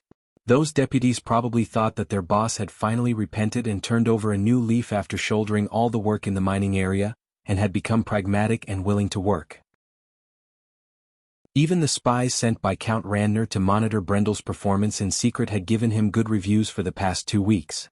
Of course, all of these reports went through Brando's hands. When Brando showed these reports to the cowardly clerk, Perkins cursed out loud for the first time. Of course, after cursing out loud, he looked around cautiously, as if he was afraid that his disrespect towards Count Randner would be heard by the spies in the surroundings. This is the so-called mud that cannot support a wall. Brendel shook his head involuntarily. But in order to appease the cowardly clerk, Brando promised him that he would not reveal the details of his work to anyone. He would only say that he was going to imprison him and find someone similar to him to replace him. Even though this lie seemed to be easily exposed, it at least gave the clerk some psychological comfort.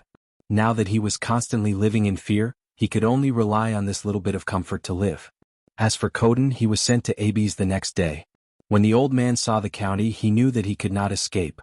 However, he still rejected Brando's goodwill and asked him to keep his promise and let him go when the time was up. Brendel shook his head with a smile when he saw the report. He was sitting at a table in a certain room in the Forest Trout Inn in Shaflund. Coden was obviously related to his grandfather, but the old swordsman did not mention a word about it after they left the underground. The young man intended to find out the truth of the secret from the other party, but he was not in a hurry. After all, he had plenty of ways to do it. Compared to that, he had more pressing matters to attend to.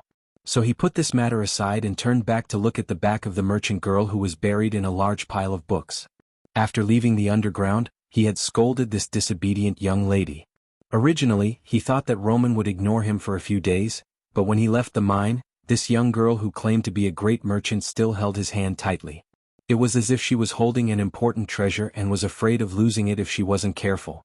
Brando regretted it a little and felt that he was too harsh with his words. But he did not expect that in just a few hours, the merchant girl would return to her old ways and swagger around.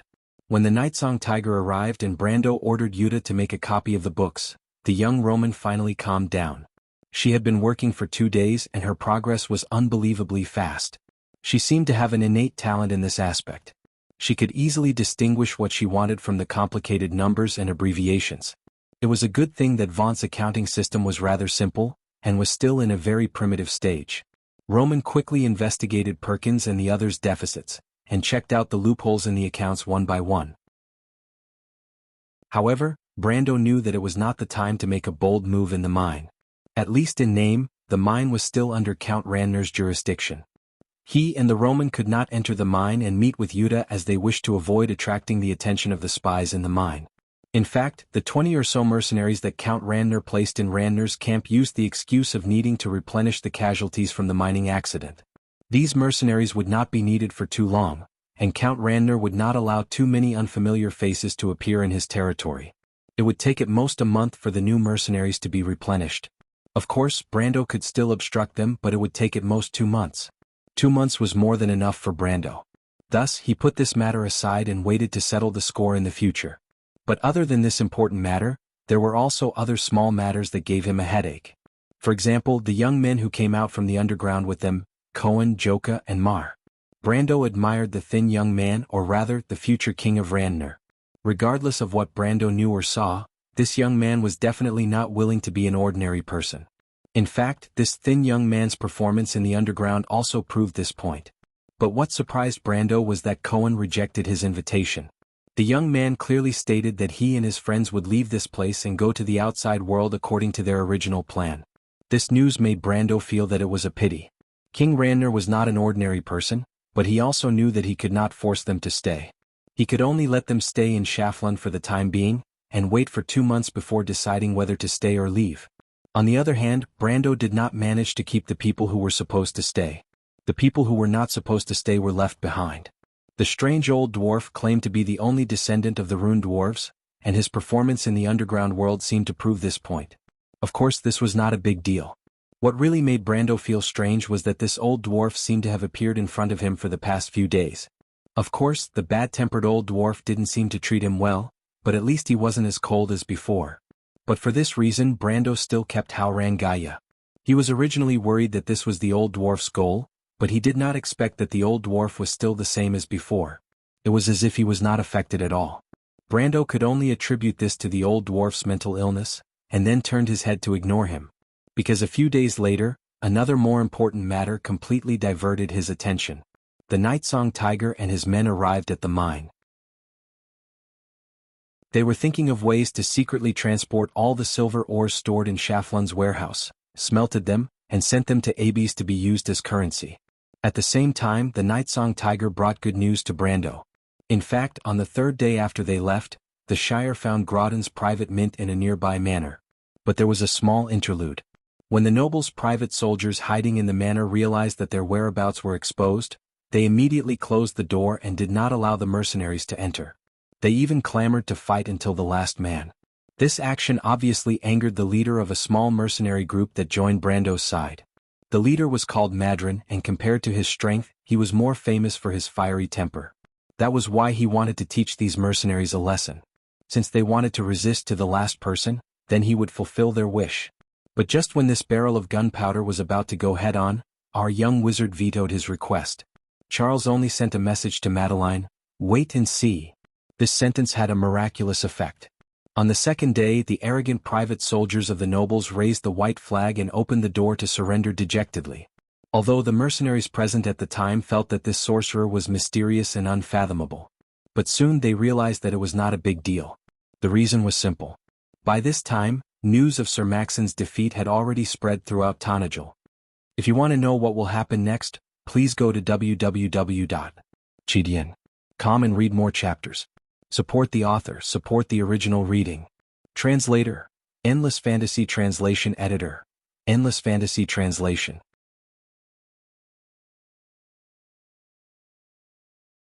Chapter 328.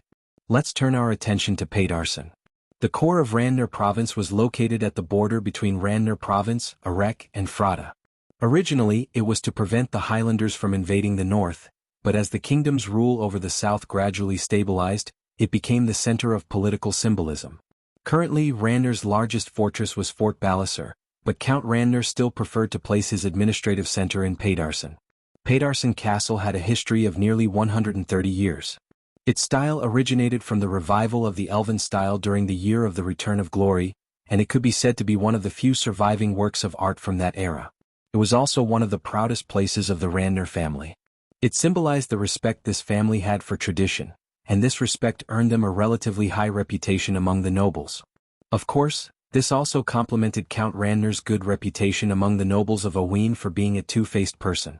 Just like the veteran gatekeeper, Hood had been guarding the gate of the castle for most of his life, but since the November War, This was the first time he saw a knight rushing towards the gate at such a fast speed. The ground shook from the impact of the horse's hooves. The veteran almost thought that his eyes were playing tricks on him. The world is still peaceful right now. Is there a war in the north already? The veteran immediately recognized the knight's attire. It was one of his own. There was an urgent report. Hood was an experienced veteran. He pushed the slow-moving novice aside and gripped the capstan with his bulging veins. The gate immediately creaked as it rose. The knight did not stop at all. He flashed across the drawbridge like a bolt of lightning and went straight into the castle. The report in his hands was quickly passed to the castle's attendant, who then passed it to the steward. It did not take much time to pass it up the chain of command. Count Randner had set 3 levels of urgency for his letters, and this letter was one of them. It had been almost 10 years since such a report appeared. Most of it was military news. Soon the steward rang a bell. The bell was connected to Count Randner's room by a string. Most nobles could use magic, but Count Randner had a hobby. He knew a little about magic because he believed that magic was not a safe thing to do. If he could use machinery, he would definitely not use magic. This was a well-known anecdote among the nobles. When the bell rang on Count Randner's left hand, he was conversing with his guest. Count Randner had a head full of white hair, but no one could tell how old he was. He had participated in the November War. The tragedy of the November War had nothing to do with the nobles. It was a war that greatly damaged the kingdom, and the nobles still remembered it clearly. Monsieur the Count wore a monocle and was neatly dressed, with a black ermine coat with a ruffled ruff of silver, and a handsome beard, though there was a faint smile of benevolence on his face. But to others this smile signified an unfathomable emotion, especially the guest sitting below. This guest was not from Kurlutz, and many people like him did not even admit that they were from Auen. In Erwin's SS, they had a common name, Highlanders. Highlanders, as the name suggested, were the people of the mountains. There were many tribes in Wound that were called Highlanders, and most of them were barbarians. Erwin's Highlanders were a branch of the Na-Tai people. They were considered uncivilized 200 years ago, but after being ruled by the kingdom, they gradually integrated into the civilized world. However, there was one thing that did not change. The Highlanders had always pursued their own independence. Of course, this independence was not tolerated by the kingdom. Thus, the borders of Randner had never been peaceful, and there were all sorts of conflicts and border wars all year round. Of course, not all Highlanders were like this. There were some who were willing to accept the rule of the kingdom. For example, the guest sitting beside Randner came from a region under Randner's rule. His purpose in coming here was very simple. He hoped that Count Randner could reduce the taxes in the south. Due to Madara's invasion, it was an open secret that Madara's army was still entrenched in the south. The flames of war had a devastating effect on the local agriculture and production. Many regions had almost no harvests, and it was difficult to even survive, let alone pay heavy taxes. However, the kingdom did not seem to notice this, and its rule over the Highlanders became even stricter. Count Randner listened carefully to the guest's story. He maintained a smile on his face and did not say anything. For someone of his age, his smile made him seem like a kind old man, but the guest sitting below him did not dare to think so. Most people who thought so did not have a dignified ending. Just as the envoy was about to state his request, the bell on Count Randner's left hand began to ring. The Count's expression changed slightly. This was the first time he could not maintain a smile on his face since this afternoon. He could not remember how long it had been since he received an urgent report. The old man frowned slightly and stood up. However, he did not appear to be rude at all. He politely nodded to the envoy and said, "My apologies, please wait for a moment. Allow me to leave for a moment." "Please, my lord." The envoy stood up in fear and trepidation, not daring to show the slightest dissatisfaction. The old count left the study and opened a door to a room next to it. He immediately saw his aide and assistant waiting for him. Count Randner did not maintain a calm expression in front of his aide for many years. Instead, he immediately asked, "What's the matter?" "It's related to Tonagel." The aide replied. "Is it the same matter as last time?" The count took a silver snuff bottle from a servant beside him and took a puff. "That trash still hasn't been dealt with? It's been half a month." The old noble said angrily. "There's a new report this time. It was sent by Lord Paulus." "Lord Paulus?" Count Randner paused for a moment. Lord Paulus was Grodin's retainer, but he was also his old subordinate. Lord Paulus had participated in the November War with Count Randner. Even though he only participated in a few small battles at the end of the war, he was still Count Randner's most trusted aide. Count Randner did not doubt Lord Paulus' loyalty to him and his family. When he heard that the report was from the old knight, he immediately calmed down and asked, "What did he say?" The aide did not answer. Instead, he passed the letter to Count Randner. "Brando?" Princess Griffin's thin eyebrows finally moved slightly when she heard the name. A hint of surprise flashed in her pale silver eyes. The surprise only lasted for a moment before she furrowed her brows. "That young man told you that his name is Brando?" The half-fairy princess raised her eyelashes slightly and looked at the guests in front of her. Most people wouldn't easily reveal their true identity under such circumstances. That's for most people. This was the first time Count Bar interrupted. He placed his hand on his chest and bowed slightly, "But I don't think he's an ordinary person. Someone who has such a close relationship with the Silver Elves can't be that ordinary." "Your Highness," Griffin crossed her slender fingers and rested them on her chin. She was lost in thought for a moment. Golden Apple, Silver Elf, Dragon Magic, Highland Knight? She lowered her head. "You said he's a silver-ranked warrior?" "I'm afraid so." Makarov nodded. 20 years old. Princess Griffin looked at Eichel, but her heart was in turmoil. Aberbeck clearly told her that the young man was at most a black iron. "Isn't that the same as Mr. Eichel?" "He's a true genius," Buger replied. "There's another interesting thing. His swordsmanship." "What about his swordsmanship?" "His swordsmanship has a shadow that I'm very familiar with. It's like someone I know." "Mr. Buga, please continue." "Sword St. Darius." "Sword St. Darius?" Griffin was puzzled. "But Mr. Buga, you said that the young man uses the standard Erewhon's military swordsmanship. It's not the same style as Grandmaster Darius, right?" "Sword St. Darius also knows how to use military swordsmanship," Fleetwood replied. "Your Highness, have you forgotten that he was born in the military? Improved swordsmanship?" Princess Griffin's heart skipped a beat. Fleetwood continued, "But a 20-year-old silver-ranked swordsman is already very rare." The old man glanced at Eichel as he spoke. The young man lowered his head in embarrassment. The half-elf girl also felt a little emotional when she heard this. The Champions Tournament had just ended, and a group of similarly outstanding youths had emerged. She couldn't help but wonder if Mother Marcia was still looking after Aween. But if that's the case, why is the situation so difficult? Why do I feel so powerless? Griffin felt a little tired, but she immediately used her extraordinary willpower to divert her attention. She took a deep breath and her face lost some color. But she still asked seriously, "Also, Grandmaster Fleetwood. Your Highness, you said that the golden apple in the young man's hand really didn't connect with his soul." "Yes, I'm sure that I didn't see wrongly," Fleetwood replied. "I can guarantee this with the honor of being a court magician for decades." This time Griffin was really tempted. It was said that the golden apple could change a person's fate and make them change completely. If she had the golden apple, would her weak brother be able to become the real king of Erewhon? But what puzzled her was that anyone who got their hands on the golden apple would immediately think of a way to take it for themselves. But why was that young man unmoved? Was it just a fake? Impossible, her teacher wouldn't have seen wrongly. But Griffin thought that since the young man had such a close relationship with the Silver Elves, he might not be an ordinary person. Maybe he had other plans for the golden apple. Griffin thought of the legends of the Highland Knight, Dragon Magic, and the Silver Elves, and her heart beat faster. Griffin raised her head, her eyes shining. "Can we find a way to win him over?" Win him over? Everyone was stunned. Of course they wanted to. Whether it was his relationship with the Silver Elves or the owner of the golden apple, they were willing to do so. But they had already offended him, so what could they do? Although the young man showed that he had a good impression of the royal family, it didn't mean anything. "It's a little difficult," Makarov immediately replied. "No." Griffin smiled and shook her head. She thought it was a little funny. "Maybe it's not as difficult as you think if it's the same person." Everyone was stunned.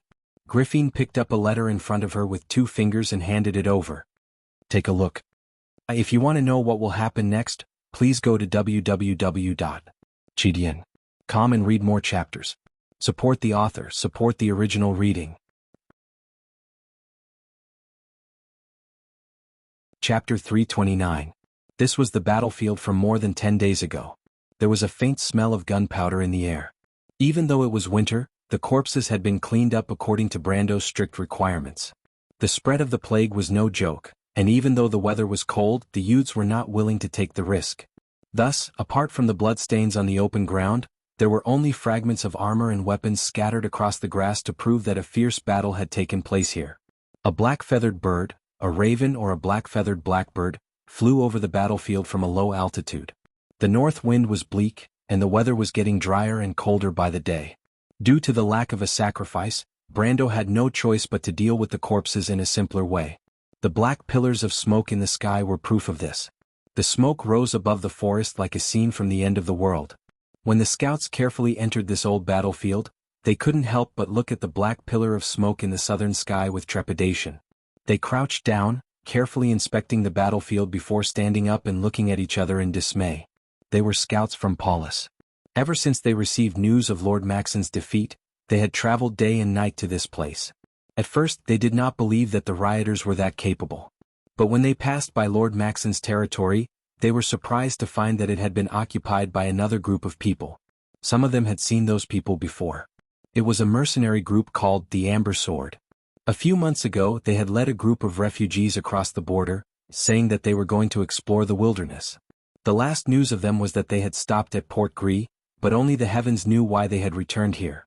But the answer to the scouts' doubts was simple, because Brando knew that Lord Maxon would attack Abes. Since that was the case, there was no need to be courteous. In the letter he sent to the Druids, he'd requested for Leto to immediately bring his men across the Parton wastelands. Once Lord Maxon made his move, they would immediately raid his lair.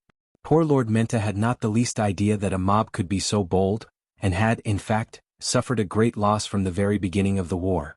Of course he himself did not know. By the time he found out, he had already become Brando's prisoner. However, the scouts didn't know about these details. They only sensed the presence of the troops with the keen instincts of spies. They hurriedly left Lord Maxon's territory and traveled south through the night, crossing the Gris River and arriving at the land where a great battle had taken place not long ago. Of course, in Brando's words, the war in their hearts was called a village-level armed melee. He had seen real battles before, and he was not worried about whether he could defeat Lord Maxon or not. This was also why he dared to let Rabban and Cornelius take command of the Firebrand Legion. However, Brando also understood that there would be a fierce battle ahead. At this moment, one end of this fierce battle was in the hands of the scouts who had sneaked into the young man's territory. The rumors are true. Sir Maxon has already lost, and it was a crushing defeat. One of the scouts stood up after inspecting the surroundings, reporting to his companions. Everyone fell silent. Although they had already expected this result, the news of Lord Maxon's defeat had already spread across the Gris River. It wouldn't take long for the news to reach Lord Paulus' ears. However, they still couldn't help but feel a chill run down their spines. Everyone's gaze turned towards the most experienced scout in the group, who was also the one who spoke. The experienced scout pondered for a moment before speaking. The most important thing is to pass the news back. This matter is a little strange. I've been a scout for so long, but I've never heard of such ferocious rioters. He looked around. This is an ambush. An ambush? I heard that Captain Carglass also participated in this battle. Carglass was Lord Maxon's son. If one's memory was good enough, they would remember that this young man had once served under Lord Paulus for a period of time. However, that was not the case. Carglass did not boast because Lord Paulus did not have any children of his own. He had always treated this young man as his own son and passed on all his experiences in war to him. Carglass' performance did not disappoint the old knight. He performed outstandingly in the battle against the Highlanders and had a high reputation among Lord Paulus' subordinates. Even if he wanted to join Princess Griffine's side, the old knight had also agreed to it. Lord Paulus might be loyal to Count Randner, but he was more inclined towards the royal faction. He hoped that this disciple of his would be able to assist Erwin on the path of revival. Why would Captain Carglass be ambushed? When he was leading us, we didn't fall for the tricks of the Highlanders. The scout added with some doubt. The scouts fell silent. This matter was too strange. But the old soldier waved his hand and said, I have a suggestion. Let's split into two groups. On one hand you will bring the message back to Lord Paulus. The other will continue to move forward and try our luck at Abes. That's too risky. A young scout said. No scouts are willing to take the risk. The old soldier waved his hand. I have the highest position here. Listen to my orders. All of you go back. Leave two people with me. The scouts looked at each other after hearing the order. They were not worried that they would encounter any danger since they were all elites under Lord Paulus. However, ever since they came to the south there was a sense of mystery. This was the first time they wanted to retreat. While the scouts were arguing outside the forest, Rabin and Cornelius looked at each other. They turned around and saw a young man wearing a red robe sitting on a rock not far away. The subterrane dweller chieftain Tajiv was looking at the county with fear. This young adept's spell had completely concealed their auras. Even the most skilled of scouts would not be able to find them. Rabin was not sure if the experienced scouts would be able to detect them at this distance. When he served in the Karsuk cavalry regiment, he had seen many scouts in the army. Sometimes as a cavalryman he would occasionally act as a scout or two. However, he had only seen experienced scouts like those outside in the most elite brigades. They were definitely first-rate elites. However, he was more surprised by the county's identity. He came from Karsuk and had seen the mysterious Highland wizards before. He was 100% sure that the county was the same type of people. They had the same aura, the aura of the Highland and the Black Tower. He had heard that Brando was a Highland knight, and at this moment he believed it. But a Highland knight who had a mentor as his squire? What kind of existence was that? While Rabin's mind was in a mess, Cornelius once again withdrew his gaze from the forest. How bold! He was talking about the scouts outside. The scouts had split into two groups. One group was heading towards Abes, while the other was heading north to return to Lord Paulus. They parted ways outside the forest and disappeared into the distance. Hey! Seal looked in that direction and raised his eyebrows slightly. His expression was very similar to Brendel's. In the young wizard's mind, Brendel could be said to be the best master. He was enigmatic and seemed to know everything. He had been trying to imitate Brando's every move recently, and there were signs of him going crazy. However, he immediately laughed at himself. Carglass? I didn't expect that little guy to be so famous among the scouts under Lord Paulus. He has been clamoring for a duel with one of you every day. Don't you two have any objections? Rabin and Cornelius's expression immediately became strange. During the ambush against Lord Maxon, the one who caused them the most trouble was the youth called Carglass. Even Rabin, a veteran, was full of praise for the young man's ability to judge the battlefield. If they hadn't captured Lord Maxon alive in the end, they might have been killed by the young man. However, the county wanted to make fun of the Nightsong Tiger, Rabin and Cornelius. They had promised that there would be no problems, but in the end they made a mistake. If the county had acted personally, Carglass would have been captured even if he had grown wings. However, it was precisely because of this that the young man was still unconvinced. Although he didn't say anything like starting over as a soldier, he was still clamoring for a duel with Cornelius, the Nightsong Tiger, or Rabin. The youth's swordsmanship was also very good. Cornelius had wanted to teach him a lesson, but he did not expect that he would suffer a loss. From then on, the Nightsong Tiger, Rabin and Cornelius would take a detour whenever they went near the dungeon to avoid embarrassing themselves. The county had told Brando that there was a child that he needed to educate, and in fact he was referring to this youth. Seeing the two leaders' strange expressions, the youth smiled and shook his head. So, how do you plan to deal with this matter? He changed the topic and pointed outside. How do we deal with it? The silver-haired middle-aged man looked at the county with a questioning gaze. The three of them seemed to have ignored Tajiv, which made the subterrane dwellers' leader unhappy. Speaking of which, it was his men who had discovered the scouts and immediately notified the humans. However, the county did not forget about the subterrane dwellers' leader who had not been living a good life recently. He nodded at Tajiv. Of course, this matter is still Tajiv's contribution. As for how to deal with them, we will capture them. As for how to deal with them, that is Lord Maxon's business. Tajiv puffed out its chest when it heard this. What about the others? Rabin frowned. From the county's words, it seemed like they were going to release the scouts who went back to report the matter. The county nodded. Let them go. This is Lord Maxon's wish. What does that youth mean? Rabin and Cornelius looked at each other. What does he want to do? If he were to release those scouts, it was entirely possible that Lord Paulus would be alerted. If that happened, no one could say for sure what would happen next. However, the county did not answer the question and only looked up at the sky. It seems like Lord Maxon is going to do something big this time.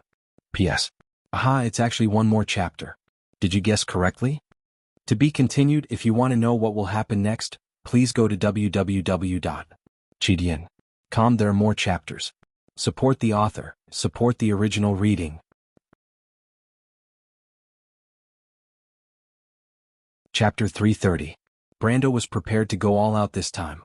After the series of events in the Shaflund mines, silver was like blood being injected into the veins of the territory. bringing vitality to the territory. At the same time, the benefits obtained from the runic dwarves' sanctuary had greatly exceeded everyone's expectations. Brando quickly found that he had the strength to deal with greater challenges. But it was not just a challenge. Because challenges also represented opportunities, just like how risks and benefits always coexisted. At this time, Brando turned his gaze to the distant north. He decided to give the nobles a louder voice. A voice about the rise of a new power. As part of the plan, this new power had to prove itself to the ancient kingdom as soon as possible, whether it was a warning to the enemy or a confidence to potential allies. Brando considered that his letter should have reached Princess Griffin's hands by now. No matter what the reason was, the news of Lord Maxon's crushing defeat finally reached Count Randner's ears. Of course, it also reached the Royal Cavalry Academy at the same time, where the princess was sitting on the mahogany desk in front of her. The half-fairy princess' thin and thick eyelashes drooped slightly as she sat on a red velvet chair, looking at the two reports on the desk. To be exact, it was a letter and a piece of parchment. Today, she wore a well-tailored military uniform, but the special silver uniform accentuated her delicate curves, adding a sense of solemnity and heroism to her delicate appearance. Griffin did not open her mouth to speak, but her pale silver eyes occasionally blinked slightly. After a while, she used her finger to lightly tap on the desk, recovering from this rare state of concentration. She raised her head. Maynard and Oberway were not here. Standing in front of the desk was another group of people. In fact, she only recognized one of them. The half-fairy princess nodded to the old man. Teacher. The old man wearing a scholar's robe was the court master, Grandmaster Fleetwood. He did not have the arrogance he had when facing Brando, but bowed respectfully. The princess was his proudest disciple, but at the same time she was also the hope for the revival of the royal faction. Even though he had absolute authority when imparting knowledge at this time, he had to show the courtesy of a subject. Your Highness. Princess Griffin smiled faintly, her gaze sweeping across the other people. She had never seen these people before, but she recognized them one by one. The only young man who was in good spirits, but he did not know what to do. That was Eek. There was a middle-aged man standing beside the young man. Even though he had been through a lot, he still had the temperament of a noble. The half-elf girl remembered seeing him when she was very young. She guessed that he should be Makarov. Makaro the Cunning Fox. The leader of the royal faction. Next to him was a man with long and slender palms. It was obvious that he had been practicing swordsmanship for a long time. Griffin smiled. It was Buga the Cross. The last one, without a doubt, was the rumored noble who was different from the rest, the Violet Earl. Even though the half-fairy princess had never seen Bali before, she had heard of his name. Her gaze stopped on the four people one by one. Based on the clues from the past reports and her own meticulous observation, she recognized these famous guests without Grandmaster Fleetwood's introduction. The son of Duke Anthony, the current successor of the Cross Sword, the former leading figure of the royal faction, and Count Barr, who was known as the cunning fox of this generation. These people could indeed be considered to be famous. Especially the youngest, Eek. Even though Anthony was only a small duchy at the border between Ampere-Seal and Erech, under the current situation, Duke Lone's support was crucial to the princess. Fortunately, Duke Anthony and Duke Erech had always been at odds, and this had already escalated to the level of hatred. Griffin's gaze stopped on Eek's face for a second. This special treatment made the young man blush. He had yet to adapt to his past identity. Anyone who suddenly jumped from a nameless mercenary to a prominent noble would be shocked. Moreover, he did not expect the princess to be so beautiful. As a half-elf, she was known as the brightest jewel in Erwin's crown. Griffin had a special kind of beauty in her temperament.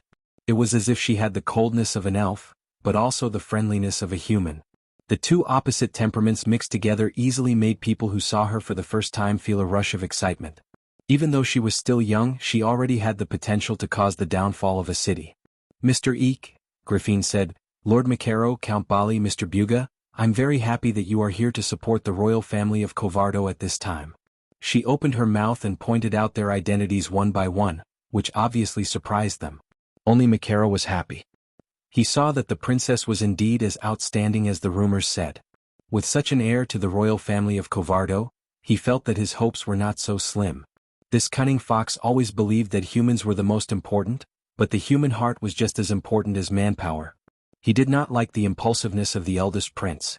Now that he saw the princess, he felt a lot more at ease. But for some reason he suddenly thought of another young man at this time. He quickly shook his head and expelled this experience from his memory. The Violet Count did not say anything as he looked at the two reports on the princess's desk from afar. He was not interested in the princess's polite words. As for determining their identity, it was not difficult. If Princess Griffin could not even do this, then she would be letting down the rumors about her. On the contrary, he was very interested in why the princess was so engrossed in the reports. He was a person like the princess, who rarely revealed her emotions. However, when they came in, the princess was reading the two reports with her hands on her cheeks. As he read, he even smiled slightly. Count Bar was willing to bet that the princess herself didn't even realize that she was laughing just now. Interesting. The unusual nobleman said to himself in his heart. However, he did not speak rashly.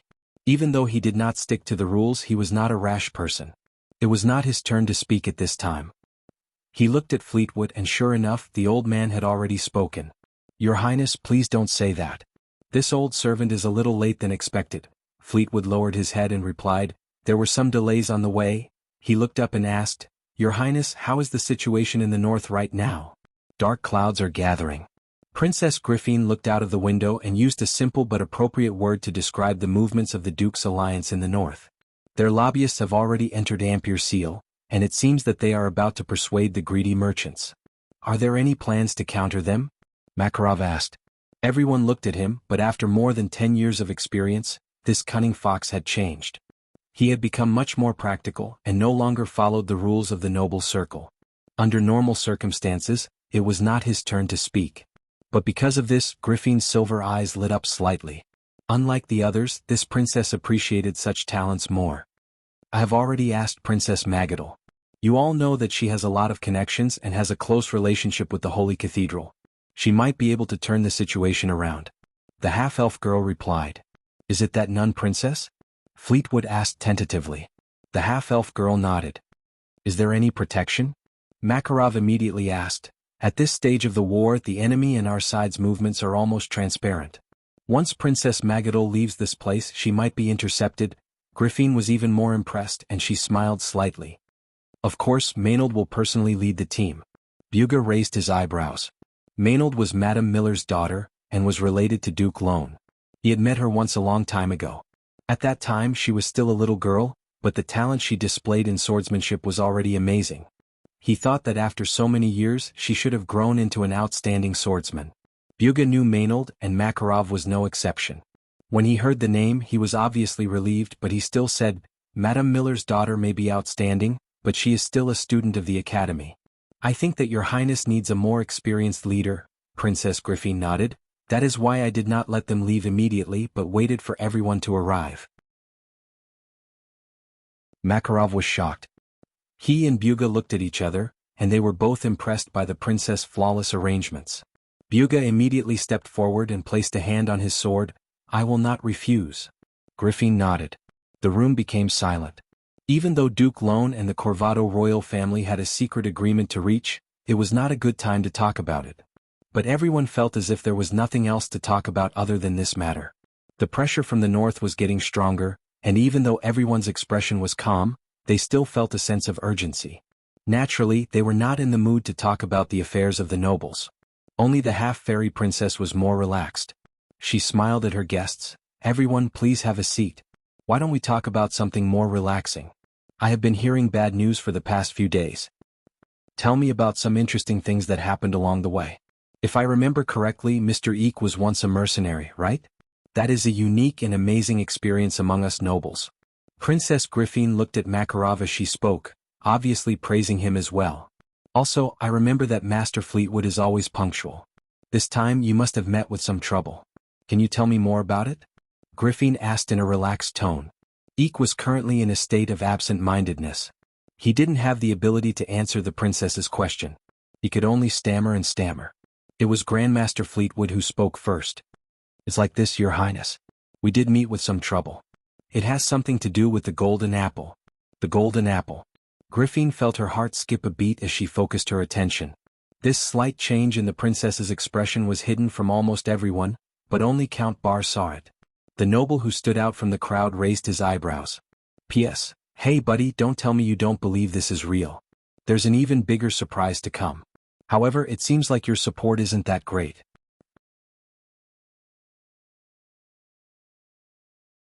Chapter 331. Let's turn our attention to Paydarson. The core of Randner province was located at the border between Randner province, Arek, and Frada. Originally, it was to prevent the Highlanders from invading the north, but as the kingdom's rule over the south gradually stabilized, it became the center of political symbolism. Currently, Randner's largest fortress was Fort Balasar, but Count Randner still preferred to place his administrative center in Paydarson. Paydarson Castle had a history of nearly 130 years. Its style originated from the revival of the Elven style during the Year of the Return of Glory, and it could be said to be one of the few surviving works of art from that era. It was also one of the proudest places of the Randner family. It symbolized the respect this family had for tradition, and this respect earned them a relatively high reputation among the nobles. Of course, this also complemented Count Randner's good reputation among the nobles of Oween for being a two-faced person. Just like the veteran gatekeeper, Hood had been guarding the gate of the castle for most of his life, but since the November War, this was the first time he saw a knight rushing towards the gate at such a fast speed. The ground shook from the impact of the horse's hooves. The veteran almost thought that his eyes were playing tricks on him. The world is still peaceful right now. Is there a war in the north already? The veteran immediately recognized the knight's attire. It was one of his own. There was an urgent report. Hood was an experienced veteran. He pushed the slow-moving novice aside and gripped the capstan with his bulging veins. The gate immediately creaked as it rose. The knight did not stop at all. He flashed across the drawbridge like a bolt of lightning and went straight into the castle. The report in his hands was quickly passed to the castle's attendant, who then passed it to the steward. It did not take much time to pass it up the chain of command. Count Randner had set 3 levels of urgency for his letters, and this letter was one of them. It had been almost 10 years since such a report appeared. Most of it was military news. Soon the steward rang a bell. The bell was connected to Count Randner's room by a string. Most nobles could use magic, but Count Randner had a hobby. He knew a little about magic because he believed that magic was not a safe thing to do. If he could use machinery, he would definitely not use magic. This was a well-known anecdote among the nobles. When the bell rang on Count Randner's left hand, he was conversing with his guest. Count Randner had a head full of white hair, but no one could tell how old he was. He had participated in the November War. The tragedy of the November War had nothing to do with the nobles. It was a war that greatly damaged the kingdom, and the nobles still remembered it clearly. Monsieur the Count wore a monocle and was neatly dressed, with a black ermine coat with a ruffled ruff of silver, and a handsome beard, though there was a faint smile of benevolence on his face. But to others this smile signified an unfathomable emotion, especially the guest sitting below. This guest was not from Kurlutz, and many people like him did not even admit that they were from Oween. In Erwin's SS, they had a common name, Highlanders. Highlanders, as the name suggested, were the people of the mountains. There were many tribes in Wound that were called Highlanders, and most of them were barbarians. Erwin's Highlanders were a branch of the Na-Tai people. They were considered uncivilized 200 years ago, but after being ruled by the kingdom, they gradually integrated into the civilized world. However, there was one thing that did not change. The Highlanders had always pursued their own independence. Of course, this independence was not tolerated by the kingdom. Thus, the borders of Randner had never been peaceful, and there were all sorts of conflicts and border wars all year round. Of course, not all Highlanders were like this. There were some who were willing to accept the rule of the kingdom. For example, the guest sitting beside Randner came from a region under Randner's rule. His purpose in coming here was simple. He hoped that Count Randner could reduce the taxes in the south. Due to the invasion of Madara, and the fact that Madara's army was still entrenched in the south, it was an open secret. The flames of war had a devastating effect on the local agriculture and production. Many regions had almost no harvests. Not to mention the heavy taxes, it was difficult to even survive. However, the kingdom did not seem to notice this. Instead, its rule over the Highlanders became even stricter. Count Randner listened attentively to the guest's story. He maintained a smile on his face throughout and did not express his opinion. For someone of his age, his smile made him seem like a kind old man, but the guest sitting below him did not dare to think so. Most people who thought so did not have a dignified ending. Just as the envoy was about to state his request, the bell on Count Randner's left hand began to ring. The Count's expression changed slightly. This was the first time he could not maintain a smile on his face since this afternoon. He could not remember how long it had been since he received an urgent report. The old man frowned slightly and stood up. However, he did not appear to be rude at all. Instead, he politely nodded to the envoy and said, My apologies, please wait a moment. Allow me to leave for a moment. Please, my lord. The envoy stood up in fear and trepidation. He did not dare to show the slightest dissatisfaction. Count Randner left the study and opened a door to a room next to it. He immediately saw his aide and assistant waiting for him. What's going on? Count Randner's expression did not remain unchanged in front of his longtime deputy. Instead, he immediately asked with a solemn expression. It's related to Tanajul. The aide replied.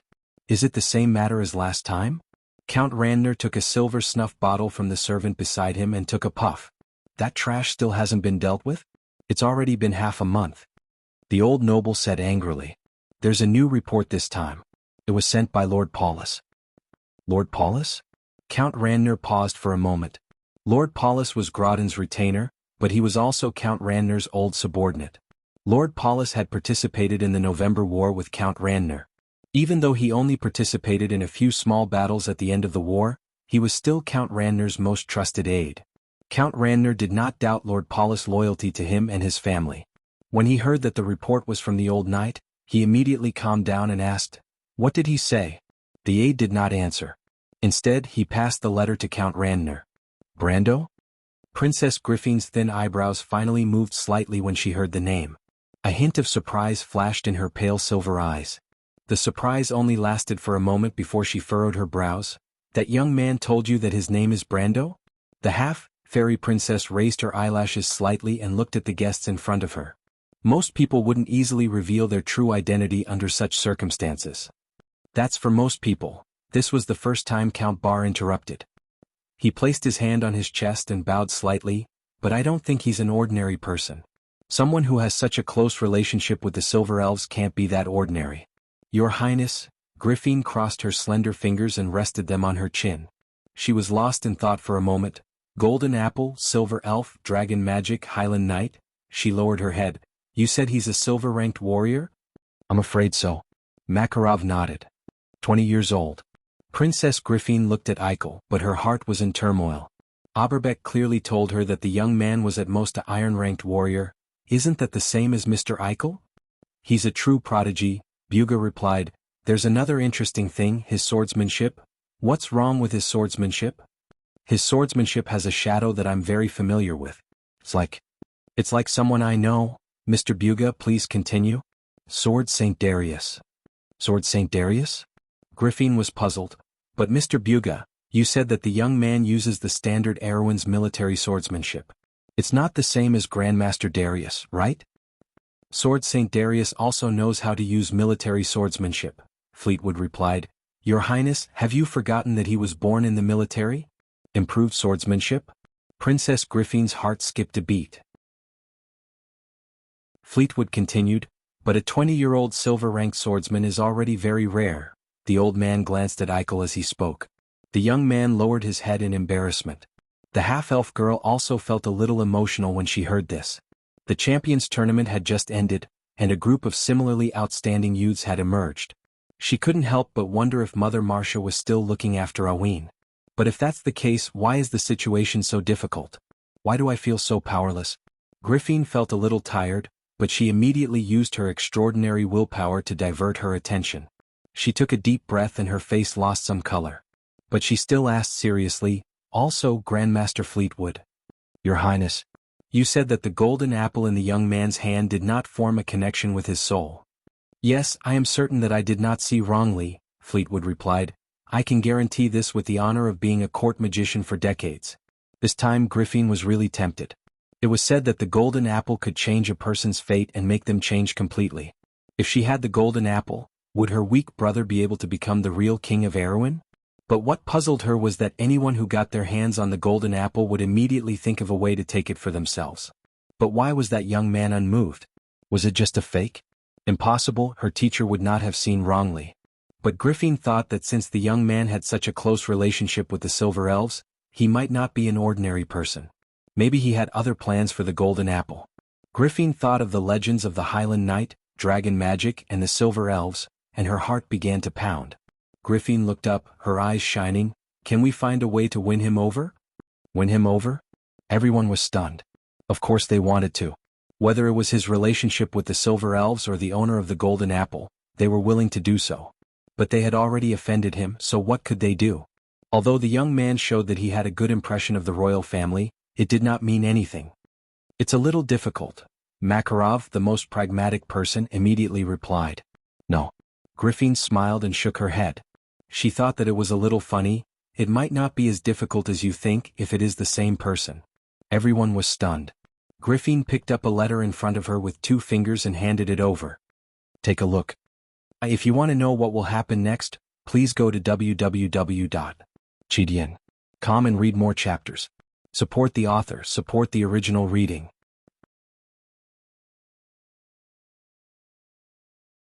Chapter 332. On the 17th of the month of autumn, written in Tonajal, Baron Abi's territory. Griffin, Your Highness Oderfeis. During the battle 2 nights ago, Madara's undead army from the Black Lord, Insursta's side bypassed the 4 southern territories and launched a sneak attack on Abi's castle. Not only did they cause heavy casualties, but Baron Griffin also died in the battle. As a guest of the Baron's hospitality, a knight of the kingdom and the Lord of Valhalla, this humble servant believes that this humble servant is responsible for the defense of this place. After a night of battle, the undead have been repelled. However, in order to prevent the undead from invading again from today onwards, I will temporarily take charge of the defense and administration of this place until the new lord personally appointed by Her Highness arrives. Makarov took the letter and read half of it. His expression turned strange. However, he was still an experienced and knowledgeable person. He coughed and continued reading. Furthermore, this humble servant is questioning Count Randner's responsibility. Why did he conceal the news of Insursta's undead army stopping in the south, and why did he allow Madara's army to bypass the 4 territories without warning? Secondly, I hope that Your Highness will forgive me. Lastly, I will attach a magic stone that recorded the images of the battlefield to prove my words. He raised his head. The magic stone is with me, the princess replied without changing her expression. Please continue reading, Lord Makarov. That's all, Your Highness. No, there's one more sentence. The princess' thick eyelashes drooped slightly. Makarov picked up the letter and saw that there was indeed a line of words at the bottom. His eyelids twitched when he saw the words and he raised his eyebrows slightly. Brando. The scene fell silent. Makarov put the letter back in its original position with a strange expression on his face. He then looked at the others and joked, I know Baron Grodin isn't doing his job well, but this little guy is a little too daring. He thought for a moment but could not find the right words to describe this boldness. This is ridiculous. Grandmaster Fleetwood said coldly, this is a challenge to the kingdom. He's breaking the rules of the game between nobles. Princess Griffin frowned when she heard the word, rules of the game. This subtle change in expression did not escape the eyes of the Violet Countess. What do you all think? She asked. I believe in Mr. Brando's words. Eek was the first to speak. Although the young man was a bit nervous, he still stood up and said, the Mr. Brando I know is a real knight. People can be disguised, young man, said Master Fleetwood. Makarov and the Violet Countess nodded in agreement. As nobles who had experienced many conflicts, they had a much deeper understanding of human nature than ordinary people. The half-elf girl's expression was a little dull.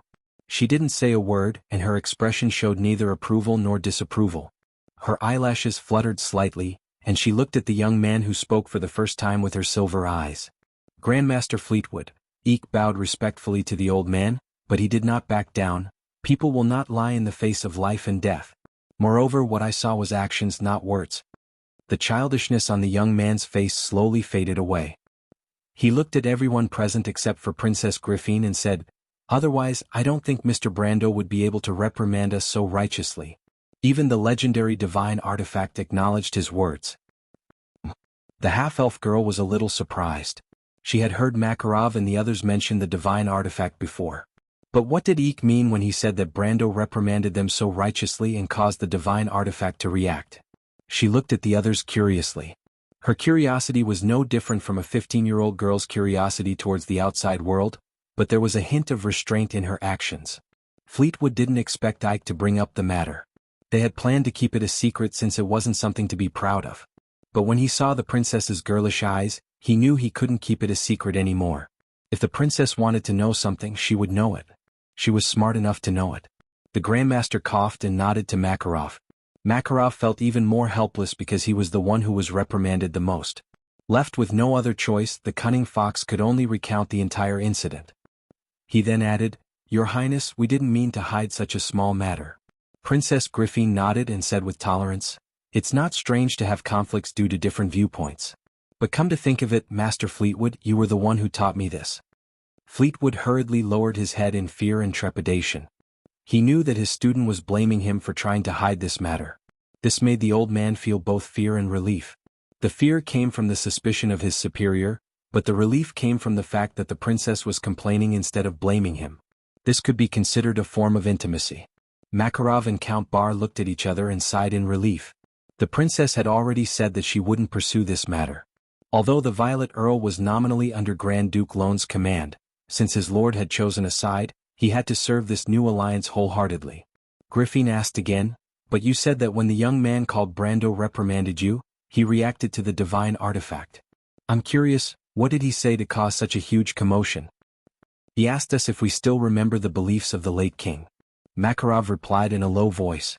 In fact, Brando's question had shaken him greatly. Every question that the young man asked was straight to the point. At least for the royal faction, it was a question of their ideals and pursuit. It sounded intolerable, but they couldn't refute it. Oh. Griffin's interest was piqued. She suddenly remembered the story that Oberway told her. It was the story of a knight leading a group of refugees to attack Madara's army. It was a story that shone in the ancient times when the blood of Erewhon's nobles had yet to turn cold. But what made her heart sway was that this story really happened in the same era as her. That was why she remembered the knight in the story. But today she couldn't help but recall that scene. "Can you tell me more about it?" she asked subconsciously.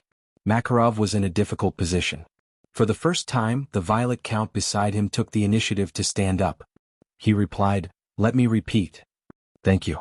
Griffin nodded slightly. Count Bar's expression turned serious. "I remember that during the most glorious era of Erewhon, Erewhon's knight held a bugle and a swallow-tailed flag. When the bugle sounded, the blades of the kingdom charged forward. The room suddenly became quiet. Makarov sighed and continued Count Bar's words. "I remember that the battlefield was a sea of flags embroidered with the golden coat of arms of Corvado, Grinoires, and Erech. I remember that the nobles of that era still kept their oaths. Do you still remember that oath?" "Of course." Griffin closed her eyes and clasped her hands together. She crossed her fingers and put them to her nose as if she was praying. The answer in her heart was clearer than anyone else. She silently said, "I swear the oath of the sage under this sword. I vow to lead my people away from strife and slaughter, away from the arrogance and greed of the nobles of the empire. I vow to not repeat the cold-blooded mistakes of history. I vow to make the nobles of this new kingdom follow the spirit of chivalry. I vow to be fair and strict, upright and brave, merciful and generous. I vow to uphold this vow with all my strength." When the last syllable fell, the weak and strong half-fairy princess was in a daze. What the young man said was so clear that it seemed to have hit the weak spot in her heart. Griffin always thought that she was strong enough, but when someone understood her lifelong dream, the strong half-elf girl was still stunned. She didn't know that there was another her in the other world, and she was using the same determination and hard work to carry out her dream. In that world, Aween was like a small boat in the middle of a stormy sea, but she steered the boat forward with unparalleled faith. The dream that ran through Erewhon's main storyline in the Amber Sword. It was like a light in the dark, attracting all the moths. Whether it was the Valkyrie or Erewhon's players, countless people stepped forward to let their dreams overlap, just to realize the dream of the Princess Regent. In that dream, the late King Eric swore under the sword to lead his knight to break through the darkness and bring warmth and peace to everyone. That dream was shattered. But at this moment, the dream had just been born. Princess Griffin opened her eyes, and the hesitation of the past few days seemed to be swept away. Although the dark clouds in the northern sky were getting thicker and thicker, and the first snow seemed to be ready to fall, she felt that she had found the direction. "He's right." The half-elf girl's expression was a little more serious. But dreams can only be realized by breaking reality. The difficulty will not be reduced because we have become determined. The question is, how do we deal with it? What do you think? She looked up and asked. "Tell me your thoughts on this matter. P.S. There are always countless prophetic emperors. You've all worked hard, so I'll satisfy you all a little."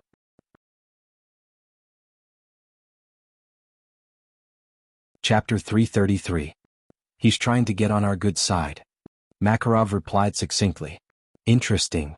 The Violet Count smiled. Even though the young man was impulsive, he was not reckless.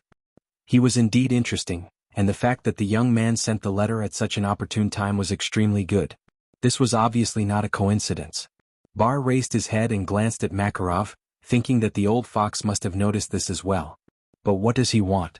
If he wants support, it's too naive to rely on a letter that can't even be considered a pledge of allegiance. Someone who can send such a letter is definitely not so naive. But if he only wants a promise from the royal faction and the princess, then how is he going to resolve the crisis? Empty words will not be able to stop an army. The Violet Count was suddenly very curious. This young man's actions were like walking on a tightrope, dangerous and exciting. But what made him even more interested was that this was the first time he could not see through the outcome of a matter. Interesting. He just wants us to shelter him from the wind and rain. Fleetwood furrowed his brows. How can there be such a good thing, Your Highness? If we agree to his request, we will greatly offend Count Randner. Princess Griffin furrowed her brows. Count Randner was not a reliable ally to her, and it was more like a knife that was hanging behind her back. But this old man had not made his stance clear. Just like what her teacher said, it would be unwise to force him to side with the royal family. Humph, an old fox. Griffin rubbed her forehead in annoyance. I don't think that young man doesn't know about this, Makarov thought for a while and interrupted. He should know who's more important in our hearts, him and Count Randner. Makarov, you mean? Princess Griffin muttered to herself for a moment, and her silver eyes lit up. She looked at the letter on the table. If that's the case, why did he send this letter? I don't think it's to mock our intelligence, Makarov asked. This witty remark made the Violet Countess smile. Princess Griffin's expression also became gentler. Only Wood snorted softly. That's right. There are two meanings behind the word shelter. Count Bar agreed with Makarov's point of view. I think this young man is trying to be friendly with us, but he doesn't want to join us. He knows his place very well. Then what does he want to do? Grandmaster Fleetwood's snow-white eyebrows twitched. Although he was Erewhon's chief court magician, he had devoted his whole life to learning more advanced magic skills, so he still didn't know much about the fights between nobles. What does he want to do? Didn't he make it very clear? The Violet Earl smiled. Although Grandmaster Fleetwood was not good at reading people's minds, he was still a wise man who had made it this far on the path of wizardry. Are you saying that he wants us to admit his words? Grandmaster Fleetwood asked. He frowned. Even though he did not have a good impression of the young man, he had to admit that it was a worthwhile investment if he could gain Brendel's goodwill. The old man knew his place. He was Erewhon's court magician, the mentor of this half-fairy princess and Grandmaster Fleetwood. His personal likes and dislikes had to be placed behind the interests of the group. There's no need to accept his words. This youth's goal is clear. He wants to go against Count Randner, but he wants to avoid attracting everyone's attention. Makarov was the one who saw through Brendel's intentions the clearest. His target is Count Randner, but he wants to avoid being attacked by everyone. But his actions are already a challenge to all the nobles. No one has ever dared to take over a legitimate noble's territory. This precedent, the old man shook his head worriedly. This young man didn't take it by force. Count Bar shook his head and said in amusement. Makarov glanced at him. He was curious why the Violet Count, who usually did not have any preferences, would side with the young man. However, he still replied, that depends on how others interpret it. Most importantly, how we interpret it is. Sometimes an excuse and a direct confrontation are two completely different things, Makarov replied. His letter said that the magic stone used to record the information. Has your highness seen it? I did. Griffin nodded. There is indeed Madara's army and there are more than a few of them, Griffin snorted. I don't want to get involved in the conflict between Count Randner and Madara, but, she did not finish her sentence, but the dissatisfaction in her words was very obvious. He's well prepared. Count Bar was referring to Brando. He was starting to admire the young man more and more. Then let's see what benefits we can get. Makarov's expression became serious. We can't give up on Count Randner. But there's something that surprised me. Everyone looked at Makarov, waiting for him to continue. He seems to have seen through our relationship with Count Randner. He wants to use us as a pawn. A pawn? Grandmaster Fleetwood was puzzled. Amazing. Count Bar's eyes lit up. Even he did not see through Brendel's intentions. This is a good move to force Count Randner into a corner. Yes. Makarov nodded. Unlike the Violet Count's surprise, Makarov was a little apprehensive. Putting aside how Brando managed to guess the thoughts of the royal faction, just his foresight towards Erwin was enough to make him raise his guard. This young man is trying to get on our good side. Count Randner should know that there are no secrets between nobles. Then, Makarov continued, what do you think that old fox will do? If he chooses to side with Duke Arek, what kind of situation will he face? He will be attacked from the back. The Violet Countess listened quietly. She couldn't help but look at the old leader of the royal faction, whose hair had turned gray, but who was still as elegant as ever. She couldn't help but think to herself, only this person could see through the situation so clearly. As expected, the older the wiser. But what benefits does he have by doing this? Princess Griffin nodded in agreement after listening to Makarov's words. He's willing to be our pawn. If we can get Count Randner to side with us, we can abandon him at any time. I'm sure he understands this. Grandmaster Fleetwood was startled. He felt that the young man was not as hateful as he thought, but he still hesitated. That young man seems to have a good impression of us. He might be willing to side with us. Besides, we're the only ones who can cover this up for him. Count Bar glanced at the old man. A scholar will always be a scholar, and he will never become a politician. He continued, what this young man wants is simple. He wants to play a game of balance. He's choosing a side, and he's certain that Count Randner will not side with us. What a gambler. A voice came from outside the door.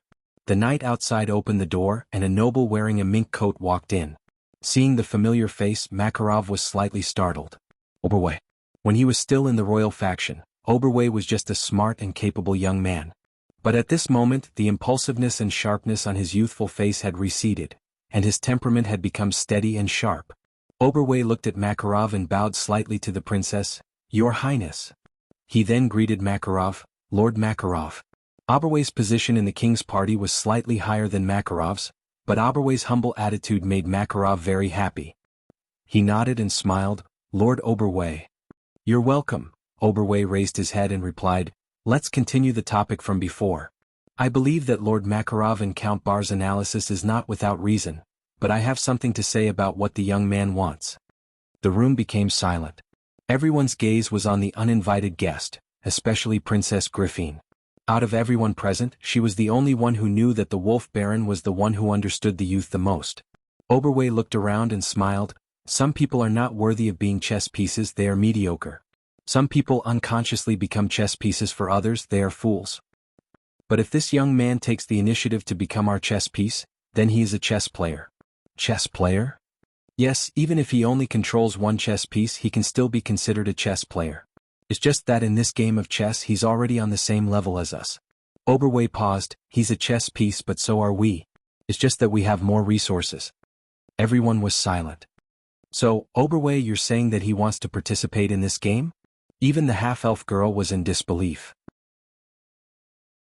She took a deep breath and said, isn't this like trying to gain something without risking anything? This is too infuriating.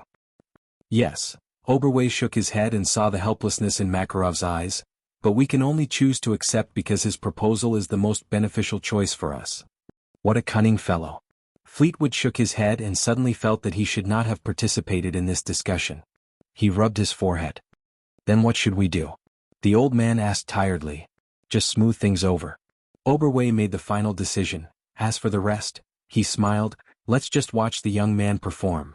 Perform? Everyone was in disbelief. Even Eek, who had the most confidence in Brando, could not help but worry.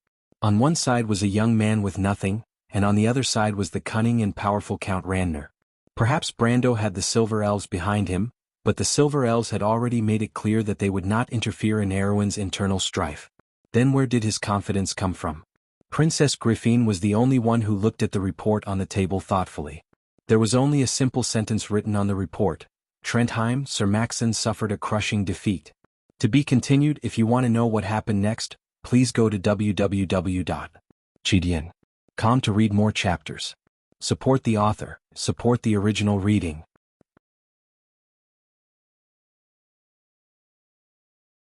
Chapter 334. After Count Randner finished reading the report in his hand, he gently placed the parchment on top of the fireplace. This old noble who had experienced many hardships in life fell into a rare silence. After a while, He raised his head and looked at his trusted aide with a gloomy expression. You're trash and your subordinates are trash as well. How long ago was this report? Half a month ago. It's been half a month and Tonagel has caused such a huge mess. My lord, this might not be a riot. Count Randner's trusted aide said, no matter how weak Lord Maxon is, he shouldn't have been defeated by a bunch of mobs. They're mercenaries, but mercenaries are annoying flies. If they don't smell the stench of profit, they won't come buzzing over, Count Randner replied. There's someone behind this. Even though the report mentioned that Grodin had offended the mercenaries, the old noble who had experienced many hardships in his life knew that they would not easily go against a lord without sufficient conditions. They would definitely think that Grodin had Count Randner's backing. Count Randner calmed down and tapped the emerald ring on his right index finger with his left hand. Those who were familiar with him knew that this meant that he was deep in thought, and should not be disturbed when he was deep in thought. Count Randner's trusted aide saw this and shut his mouth, waiting for him to make a decision. I'm only concerned about two things, Count Randner replied after a long pause. First, is Grodin dead or alive? Second, who is the person behind all this? Count Randner's trusted aide lowered his head and pretended to listen carefully. He knew that this important person had not finished speaking yet. But at this moment the door was opened with a creak, interrupting Count Randner's words. A tall youth rushed in from outside. Father. The youth's voice was faster than the person's and his voice was full of energy. How many times have I told you to knock before you come in? Randner looked at the newcomer and replied coldly, How many times have I told you to knock before you enter? Didn't you tell me before, father? A man of great ambition doesn't bother with trifles. The young man strode to his father's side. This young man was Count Randner's second son, and he was the only one who did not receive a fief at his age. He gave up his fief on his own accord and insisted on staying by Count Randner's side. Count Randner naturally understood his son's thoughts, but he did not mind. Seems like you already know? The urgent news had alarmed the entire castle. He did not think it was strange for his son to rush over so quickly. If he did not know, it meant that his son was not alert enough. Well, did something happen? The young man looked around, then casually sat on the sofa at the side and raised his head to ask. Something happened to your brother. Really? Count Randner raised an eyebrow, and for the first time, he spoke with a hint of anger in his voice. Why do you sound so happy when your brother is in trouble? I'm sorry, father. The young man picked up the cup on the side and then put it down with a smile. I know it's not very good, but I have no choice. I still don't know how to hide my emotions. The smile on his face was obvious, and it was obvious that Count Randner was right. Count Randner shook his head. He was the same in the past, but this was a small matter in his eyes. The conflict between families was one thing, but it was different when outsiders hurt his descendants. This was a precedent that could not be set in any noble family. Even the conflicts between nobles rarely involved killing each other. Conspiracy and violence were two different things. The blood of nobles was precious, and it could not be spilled in vain.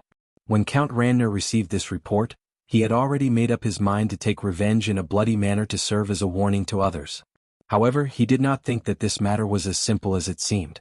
He patted the report and said, There's a riot in Tonagel, and we don't know if your brother is still alive or not. He paused for a moment, but I think he's most likely dead. Count Randner snorted coldly and ordered his trusted aide to explain the current situation to him. Lord Maxon was defeated? The young man shook his head when he heard that his brother was killed by a group of rioters. In his eyes, rioters were rioters, and it was too shameful for a lord to die in a riot. Even he could not help but feel a little gloomy.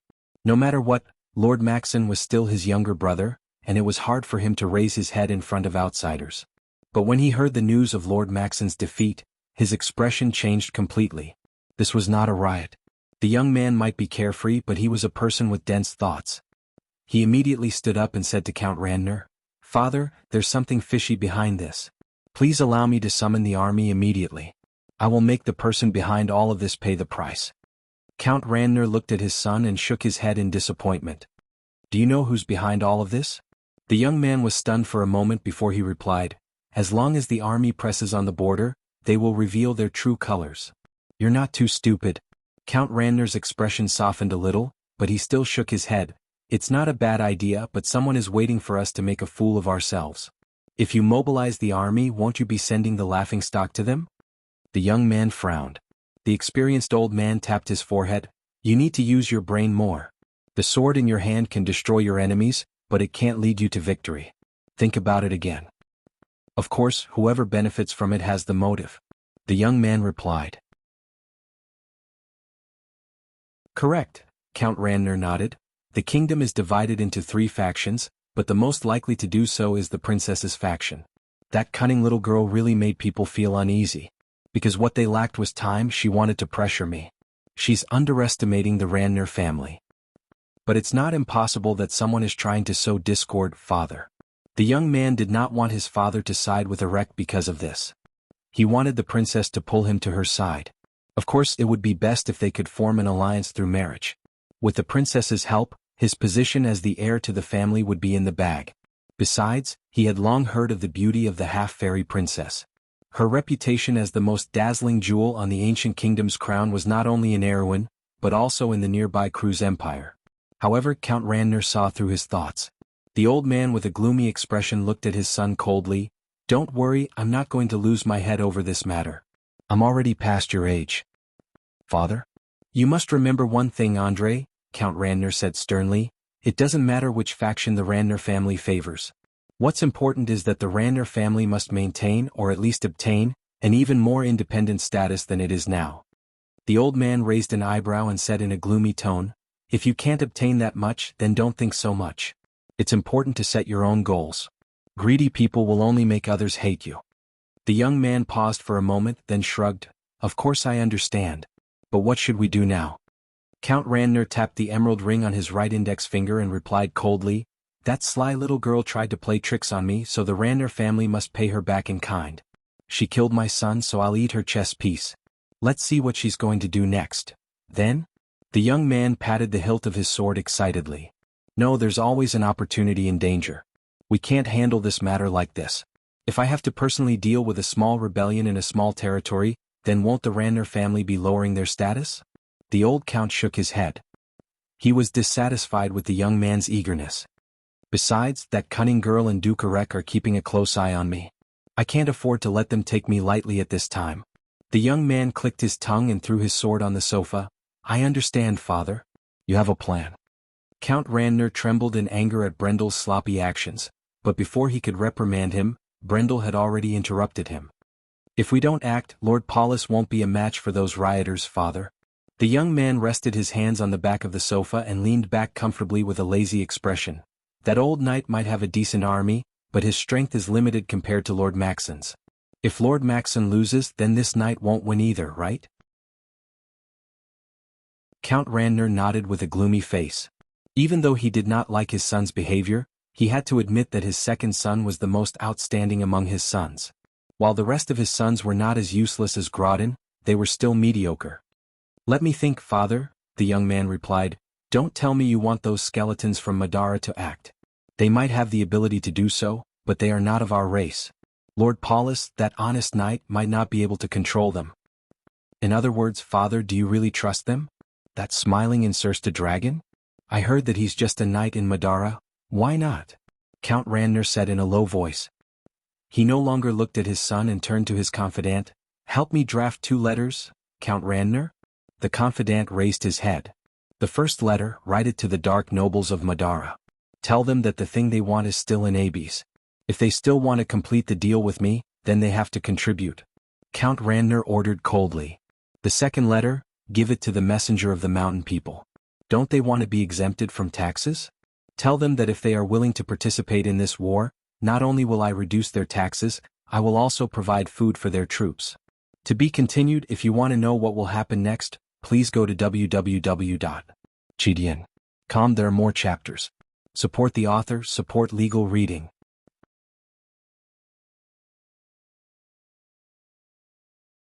Chapter 335. The young man on the sofa snorted at the count's order. He had to admit that it was a good move to borrow someone else's knife to kill. However, the subordinate was slightly taken aback and quickly lowered his head. No one knew better than him the consequences of the count's order. Madara's invasion had brought about an unprecedented predicament for the Highlanders. At this moment, to the people living in the mountains and forests, whether it was tax exemption or not, it could be said to be a life-saving measure. Thus, he believed that the count would not refuse, nor could he refuse. As for war, wasn't war a common occurrence for the barbarians? He immediately calculated in his mind. Even if he did not include Madara's and Lord Paulus's troops, the Highlanders' army alone would exceed 10,000 men. This number made him a little shaken. This time the Count, who had always been low-key, was determined to show Duke Erek and Princess Griffine his strength.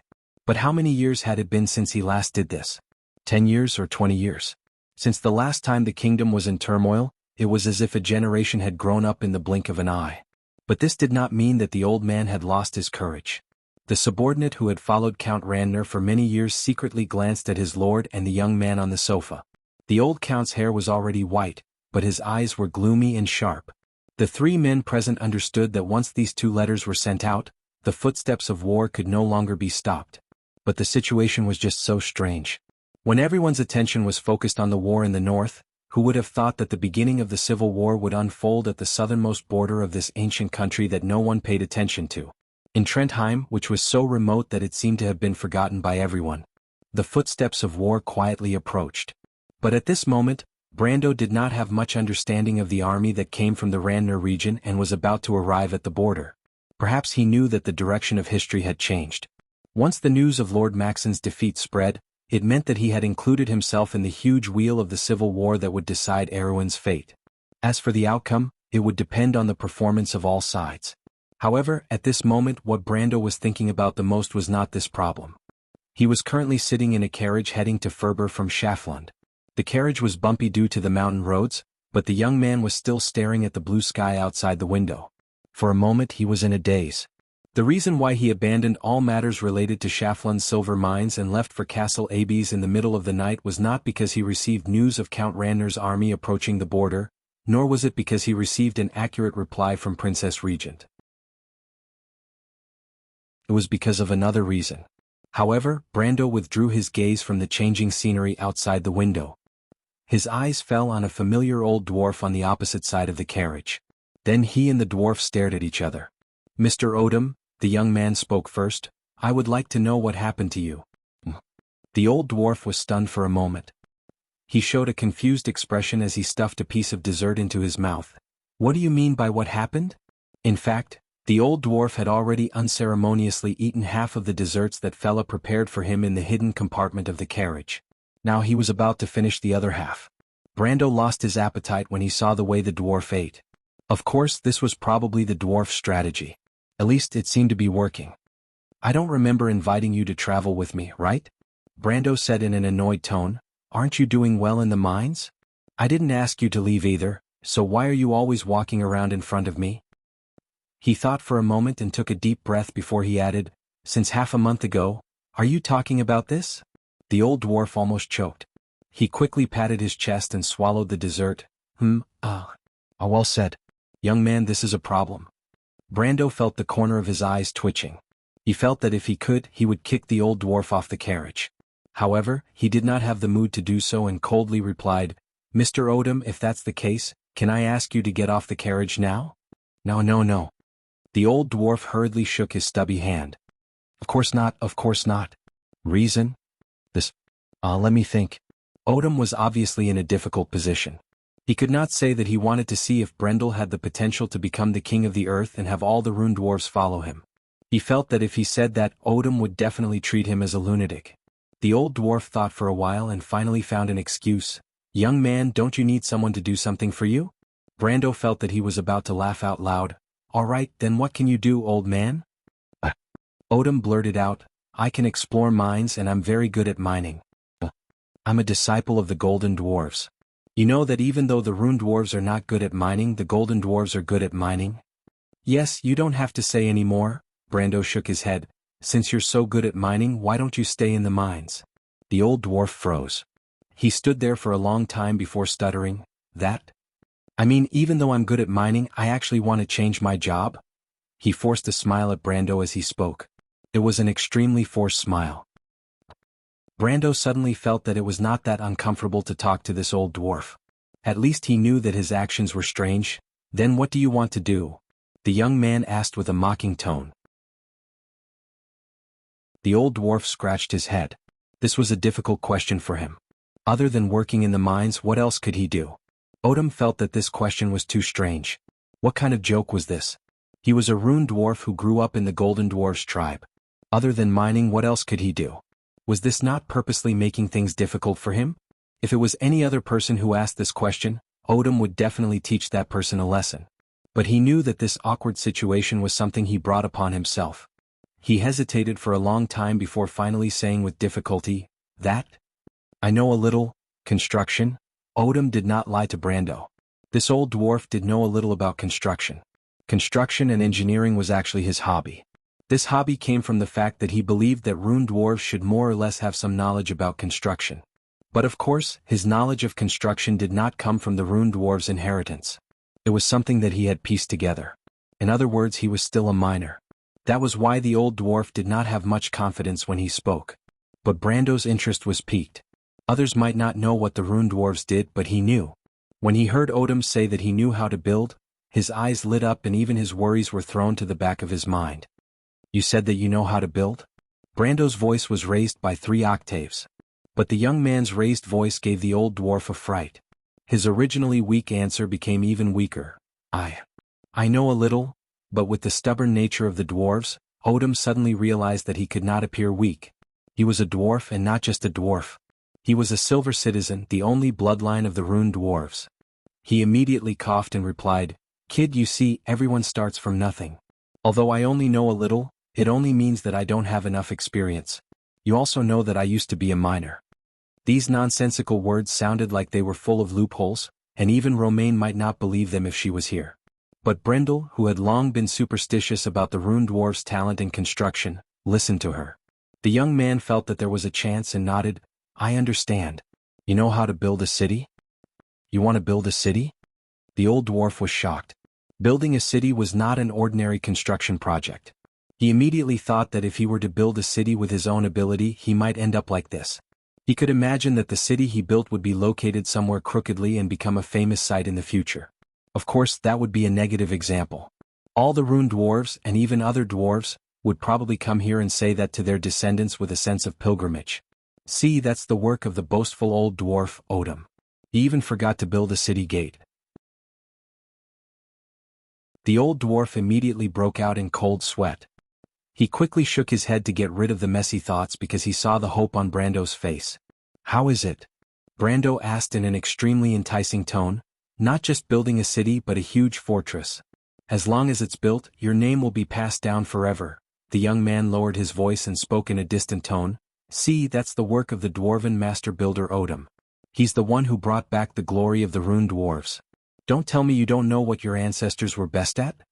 The words "the glory of the rune dwarves" moved Odom, or rather, it gave him a huge calming pill. The scene that Brando described to him made him forget that he was a typical 3-legged cat in this aspect. The old dwarf immediately confirmed his thoughts. "That's right, I'm the descendant of the rune dwarves. I can't be that bad." And so he nodded with all his might. "Good." Brando, who did not know what was going on, felt relieved. He felt that someone had sent him a pillow when he wanted to sleep. It seemed that Lady Martha still cared for him. With the help of a rune dwarf's descendant, building a fortress would not be a problem. Brando felt that he had profited greatly, and so did Odom. Both of them could see a bright future ahead of them. To be continued. If you want to know what will happen next, please go to www.chidian.com to read more chapters. Support the author, support the original reading.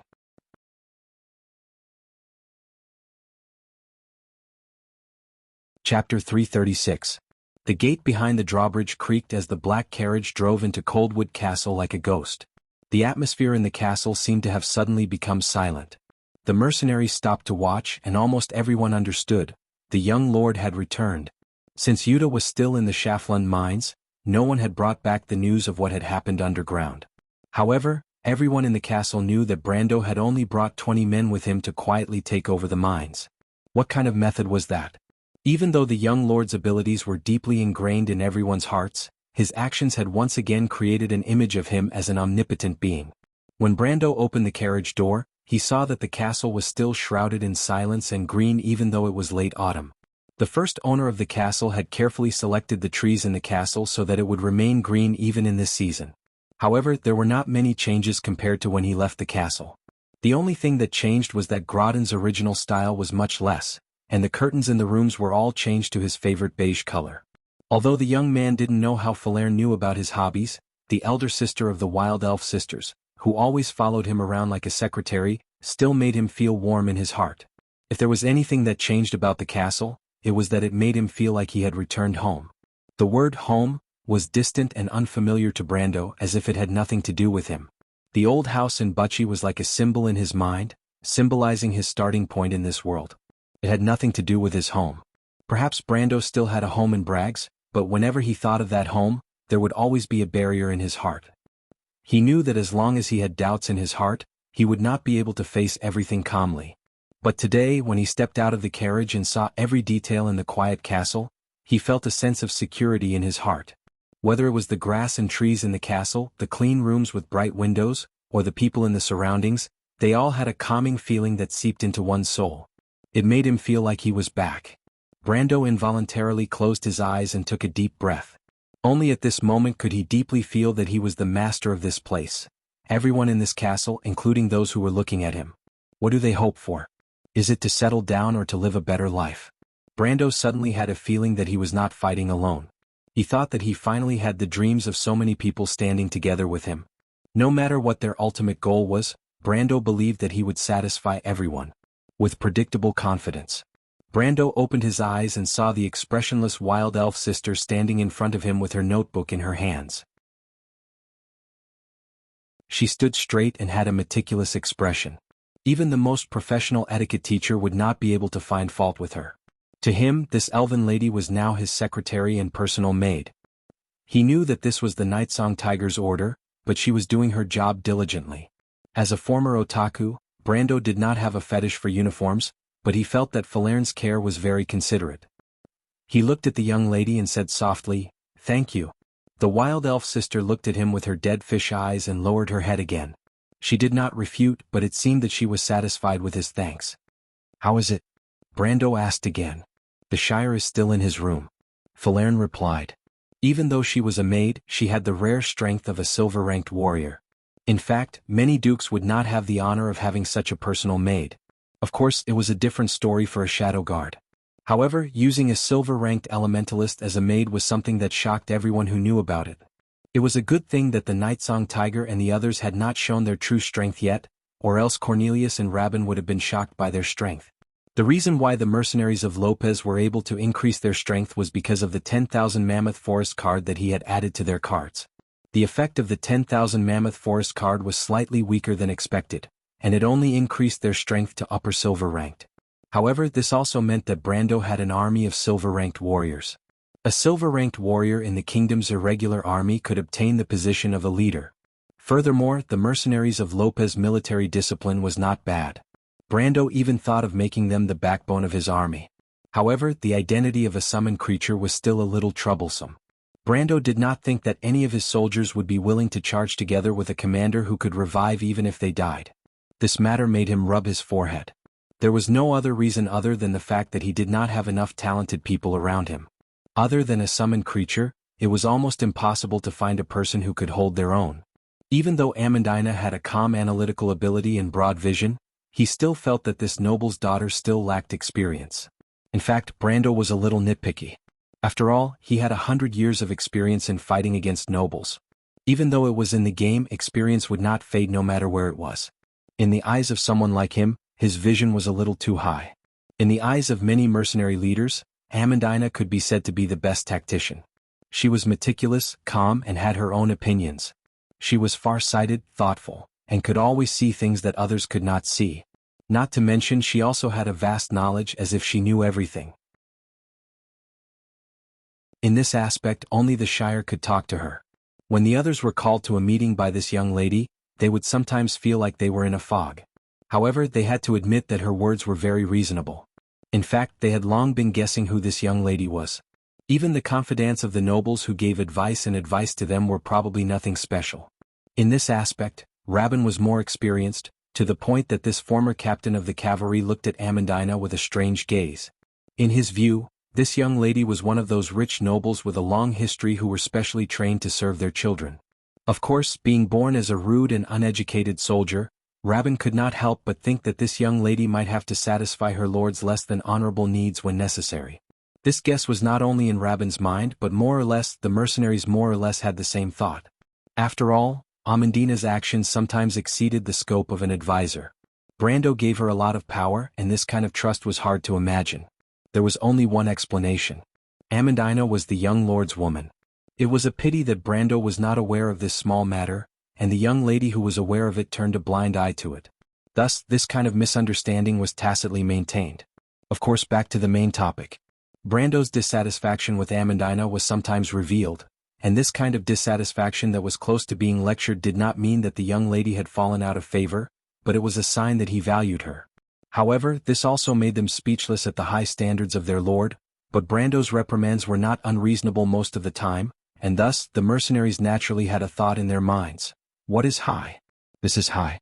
Thus, Brando was naturally shrouded in a layer of halo, and almost everyone thought that he was the real noble who was sent out by the ancient nobles to gain experience. Only the female mercenary leader Yuta, who had the most dealings with nobles, doubted this statement.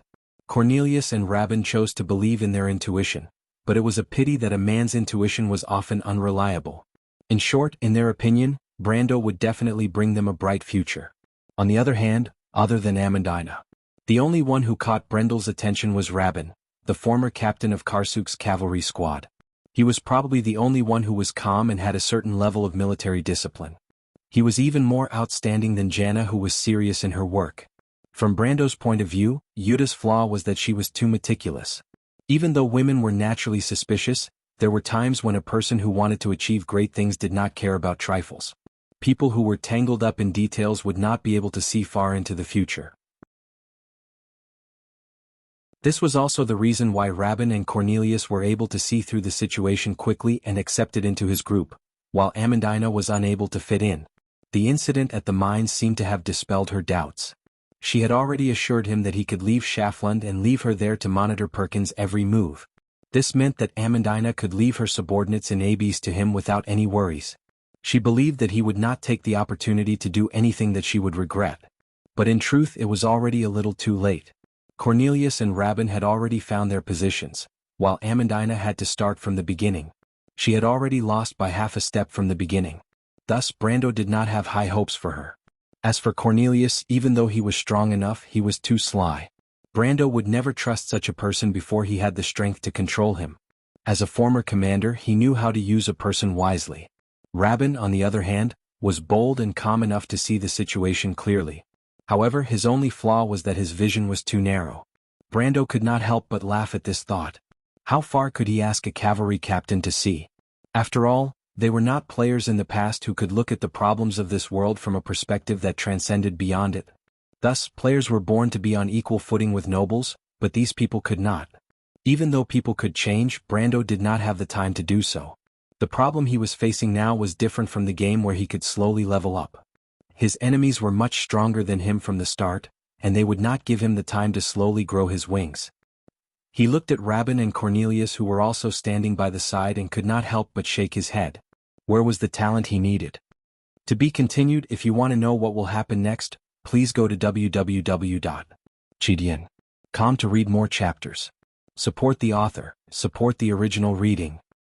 You're tuning in to the Han Lee's Wuxia Chronicles YouTube channel. We're so grateful for your support, and don't forget to subscribe to join us on this incredible journey through captivating stories. Your generosity through donations truly makes a world of difference, as it's the primary source of revenue that allows me to expand and enhance this channel for you. Thank you from the bottom of my heart for being a part of this adventure.